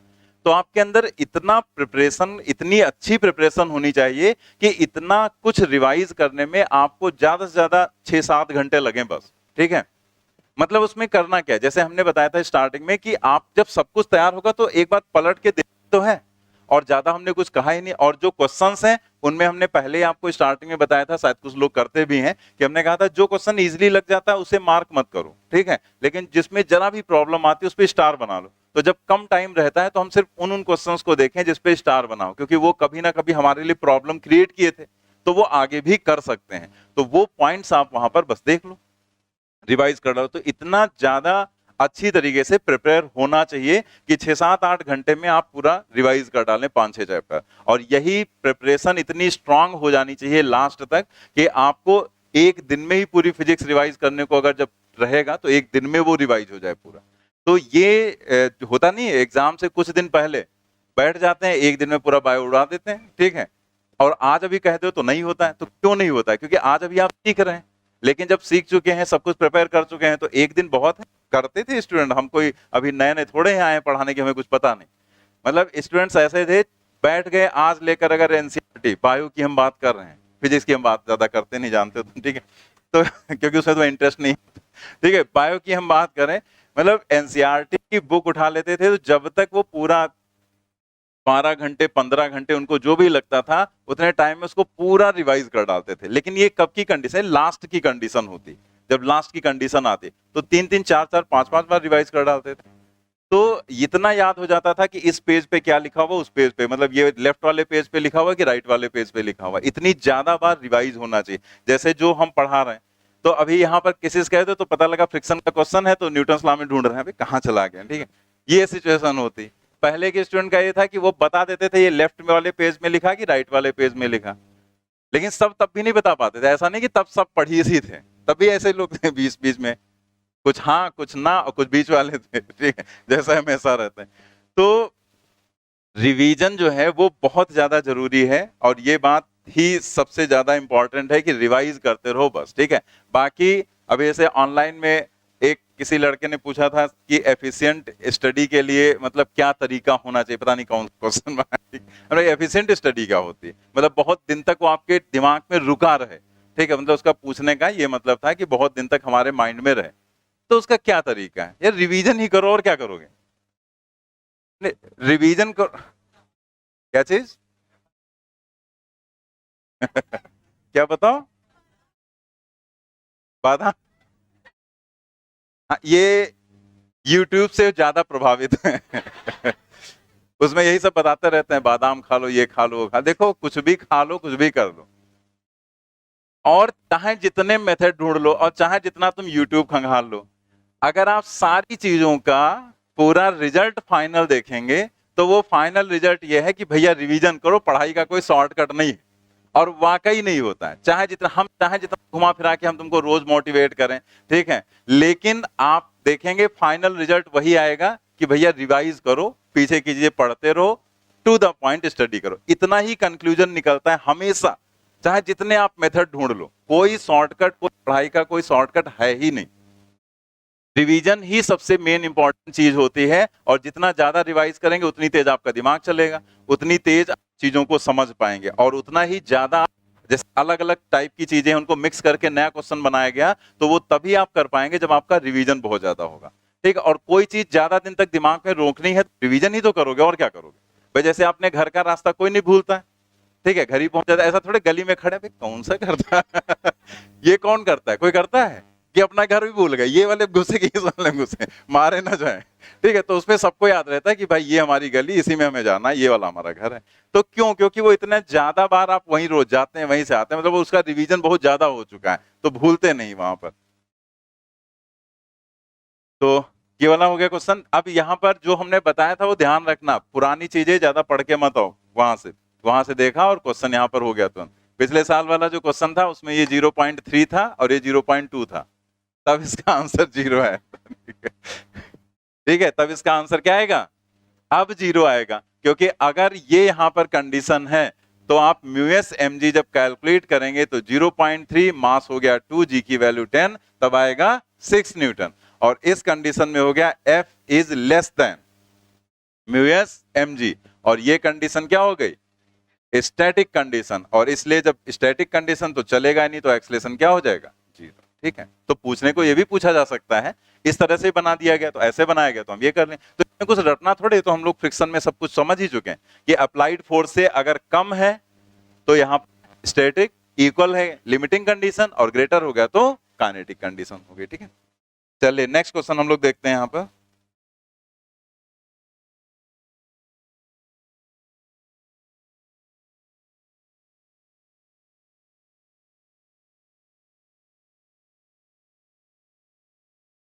लिखना चाहो लिख लो साइड में ये वाला पॉइंट। ठीक है, ये भी ध्यान रखेंगे आप कि स्टैटिक कंडीशन भी जनरेट की जा सकती है।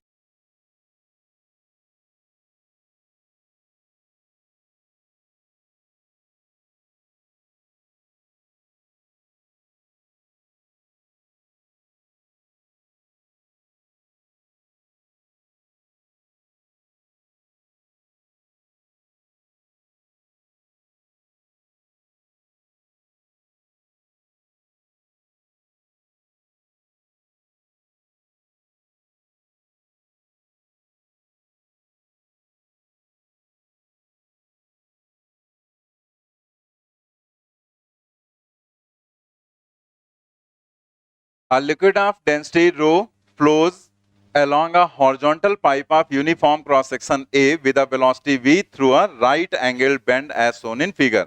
What force has to be exerted at the bend to hold the pipe in equilibrium? देखो ये जो कंडीशन दिखाई गई है, इसमें एक तरह से दो चीजें हमें दिख रही हैं, मतलब दो अलग अलग टाइप की सिचुएशंस दिख रही हैं।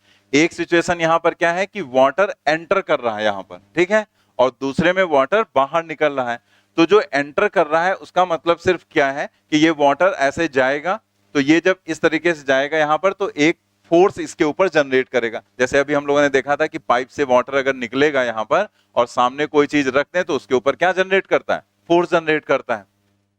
तो वैसे ही आप यहां पर समझ लेंगे कि ये जो फोर्स यहां पर एक लगेगा इस डायरेक्शन में, तो एक तरह से ये वाटर आया और इस बेंड के ऊपर एक फोर्स लगाया, तो ये फोर्स हो जाएगा, this is force due to incoming water. ठीक है, ये हो जाएगा force due to incoming water, force due to incoming water. और ऐसे ही यहां पर देखो कि ये वाटर बाहर निकल रहा है यहां से, तो इसके ऊपर फोर्स ऐसे जनरेट करेगा। ठीक है, जो अभी पाइप वाली कंडीशन थी तो उसमें क्या था कि अगर यहां से वाटर ऐसे निकल रहा है तो फोर्स पाइप के ऊपर अपोजिट डायरेक्शन में ऐसे जनरेट होगा, तो यहां पर फोर्स ऐसे जनरेट होगा। तो इस फोर्स को भी हम एक ही जगह पर सारे फोर्सेस को दिखा दें, तो यहां पर ही हमने ऐसे फोर्स दिखा दिया कि एक फोर्स इधर की तरफ जनरेट हुआ और एक फोर्स ऐसे जनरेट हुआ। ठीक, तो ये फोर्स हो गया F, दोनों बराबर ही रहेंगे क्योंकि पूरी पाइप, लिक्विड, सारी चीजें तो सेम है, फोर्स तो वही रहेगा ना, क्या रहेगा? ए रो वी स्क्वायर ही। तो चाहे वो बाहर निकलता है वाटर, ठीक है, तब भी वही फोर्स लगाता है जाकर, और पाइप के ऊपर भी वही सेम फोर्स जनरेट होता है। तो ये फोर्स किसके कारण हो गया? This is force due to outgoing water, outgoing water जो बाहर निकल रहा है उसके कारण यहां पर फोर्स। तो एक तरह से इस बेंड के ऊपर अगर आप नेट फोर्स देखो तो नेट फोर्स ये हो जाएगा ना, दिस इज एफ नेट, ये नेट फोर्स यहां पर हो जाएगा इन दोनों का रिजल्टेंट। तो ये नेट फोर्स ऑन बेंड हो जाएगा, नेट फोर्स ऑन बेंड, या पाइप लिख देते हैं। ठीक है, नेट फोर्स ऑन पाइप, ये जो पाइप है 90 डिग्री पर, इस पर नेट फोर्स ये लगेगा एफ नेट। तो फिर अगर ये पाइप इस डायरेक्शन में मूव करेगी नेट फोर्स के कारण, तो आपको इसको होल्ड करके रखना है, तो आपको इतना ही अपोजिट फोर्स लगाना पड़ेगा, जैसे उसको हमने मान लिया एफ नॉट। तो जैसे कोई भी चीज है अगर वो इधर भाग रही है तो आपको उसको रोकना है, तो आपको उसके अगेंस्ट फोर्स लगाना पड़ेगा ना।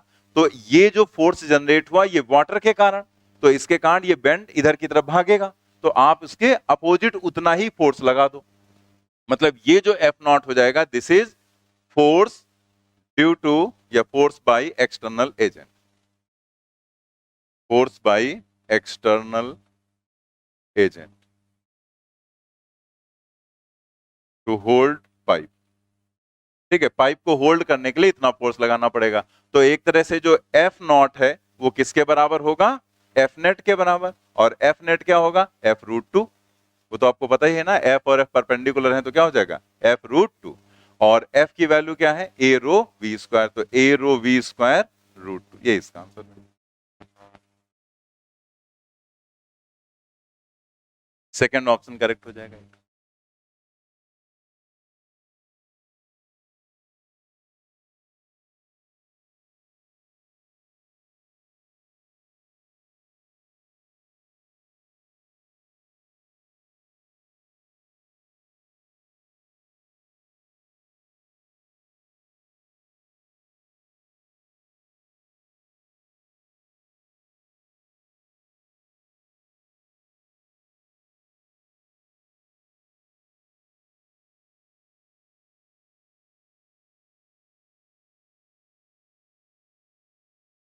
नेक्स्ट ट्राई करेंगे। An engine pumps water through a hose pipe. Water passes through the pipe and leaves it with a velocity of 2 meter per second. The mass per unit length of water in the pipe is 100 kilogram per meter. Mass per unit length आपको दिया गया है। What is the power of the engine? तो again जैसे power पूछा गया तो इसका मतलब क्या हुआ, F इंटू वी से आप स्टार्ट करेंगे क्वेश्चन, और F क्या होगा, ए रो वी स्क्वायर। इसी को बस मॉडिफाई करना रहेगा आपको।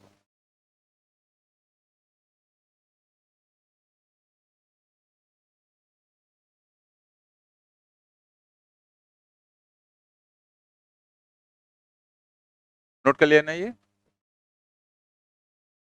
क्वेश्चन नंबर 9 में P इज इक्वल टू क्या होगा, F इंटू वी। ठीक है, अब ये जो फोर्स है ये हो जाएगा ए रो वी स्क्वायर और इंटू वी। तो हम लोग यहां पर लिख सकते हैं इसे ए रो वी क्यूब। ठीक है, फोर्स क्या हो जाएगा, ए रो वी स्क्वायर, तो ये कितना होगा, ए रो वी क्यूब। अब प्रॉब्लम यहां पर क्या है, क्वेश्चन में उसने दिया आपको क्या है, मास पर यूनिट लेंथ दिया गया है और वेलोसिटी दिया गया, और क्रॉस सेक्शनल एरिया आपको नहीं दिया गया है। वैसे हम क्या करते हैं, जो डेंसिटी है इस डेंसिटी को हम लोग रख सकते थे अपनी तरफ से, क्योंकि उसने वाटर दे रखा है, वाटर की डेंसिटी तो पता ही है। लेकिन प्रॉब्लम यह है कि हमें क्रॉस सेक्शनल एरिया नहीं दिया गया, तो हम लोग थोड़ा सा इसे मॉडिफाई करें। ए रो जो डेंसिटी है इसको हटा देते हैं, यहां पर लिख दिया हमने मास बाई वॉल्यूम, क्योंकि हमें मास लेकर आना है ना। तो m बाई वी लिख दिया, और ये क्या है यहाँ पर वेलोसिटी, तो वो तो हमें पता ही है वी क्यूब। ये क्या यहाँ पर है, वी क्यूब। अब क्या करें, जैसे वाटर ये पाइप हमने इमेजिन की यहाँ पर, तो अगर इसका क्रॉस सेक्शनल एरिया ए है और इसमें हम कुछ लेंथ, जैसे उसने मास पर यूनिट लेंथ दिया है ना, तो हम यहाँ पर एल लेंथ इमेजिन कर रहे हैं। तो ये जो एल लेंथ में वाटर है, इस वाटर का जो वॉल्यूम हो जाएगा, वॉल्यूम, वो V इज इक्वल टू क्या हो जाएगा, A इंटू एल। ठीक है, तो यहां पर जो हमने मास लिया, मतलब इतने पार्ट में जो मास है वो हम निकाल लें कि यहां मास क्या है, और इतने ही L लेंथ में मास कितना है, M। तो उसने हमें मास पर यूनिट लेंथ दे रखा है ना, मतलब अगर हम लेंथ को L मान रहे हैं तो उसमें मास कितना होगा, M। तो इतने पार्ट का वॉल्यूम कितना है, A इंटू एल। तो जहां पर वॉल्यूम है उसकी जगह पर हम यही रख देते हैं, वॉल्यूम की जगह पर क्या रख देंगे, A इंटू एल, और देखो A कैंसिल हो गया। ठीक है, और A हमें दिया भी नहीं गया था, ये प्रॉब्लम भी क्रिएट कर रहा था। तो मास पर यूनिट लेंथ पता हो गया और V क्यूब किया गया ना। अब M बाई एल आपको क्या दिया गया है, 100, और V कितना दिया गया है, 2। तो ये हो गया 100 और into 2 to the power 3, that is 800 what.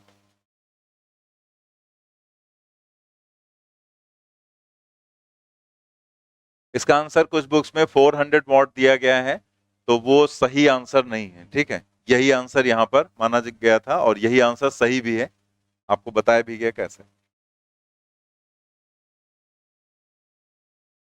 Question number 10, a machine gun fires a bullet of mass 40 gram, velocity 1200 meter per second.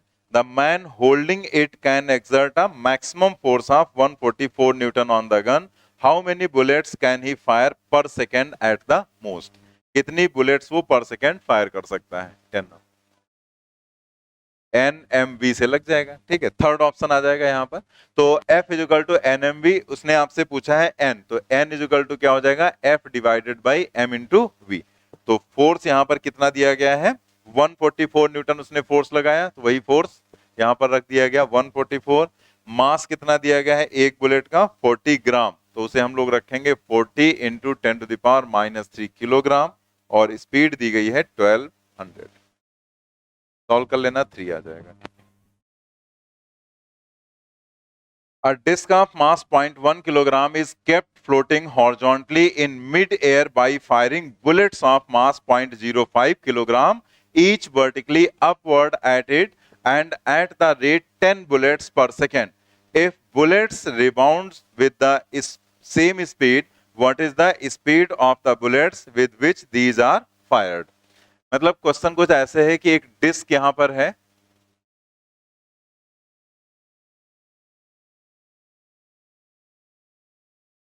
Disc का जो डाउनवर्ड वेट है वो हमने मान लिया mg।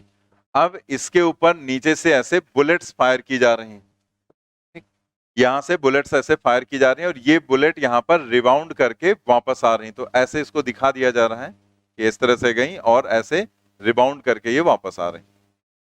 तो जो बुलेट यहां से जा रही है उसकी स्पीड जो है, अगर वो हम u मान लें, तो जो बुलेट वापस आ रही है उसकी भी स्पीड वही है।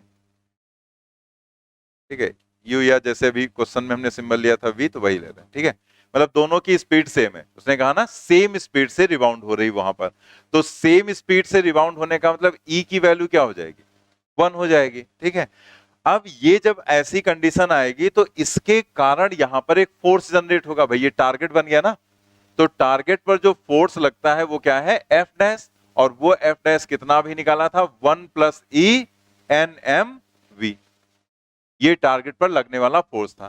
तो अब आप सोचो कि अगर ये फोर्स और ये जो डिस्क है उसका ये जो वेट है mg, ये दोनों अगर आपस में बराबर हो जाएं तो क्या होगा, ये डिस्क जहां है वहीं पर रुकी रहेगी जैसे है। ठीक है, तो हम लोग यहां पर जस्ट बैलेंस करने के लिए इन्हीं दोनों को इक्वेट कर देंगे, और सारी चीजें तो आपको पता है, बस सभी वैल्यूज रखेंगे और कैलकुलेट कर लेंगे। यहां पर v आपसे पूछा गया ना, तो v आ जाएगा। यहां पर क्या आएगा, फर्स्ट ऑप्शन।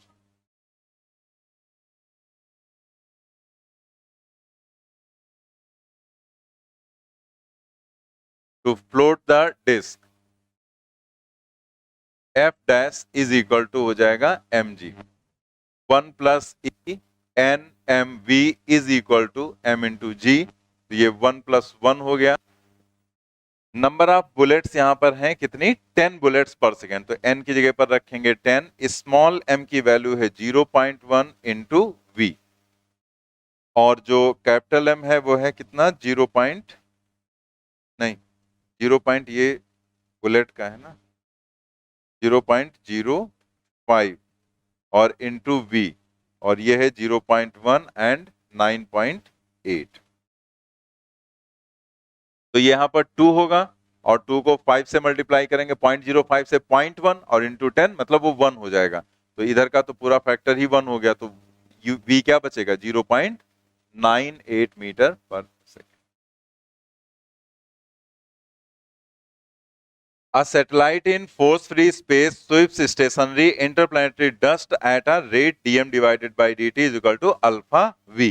तो कोई सैटेलाइट है तो वो स्वीप कर रही है इंटरप्लैनेटरी डस्ट को, ठीक है, जो भी वहां पर चीजें हैं उनको समेट रही है।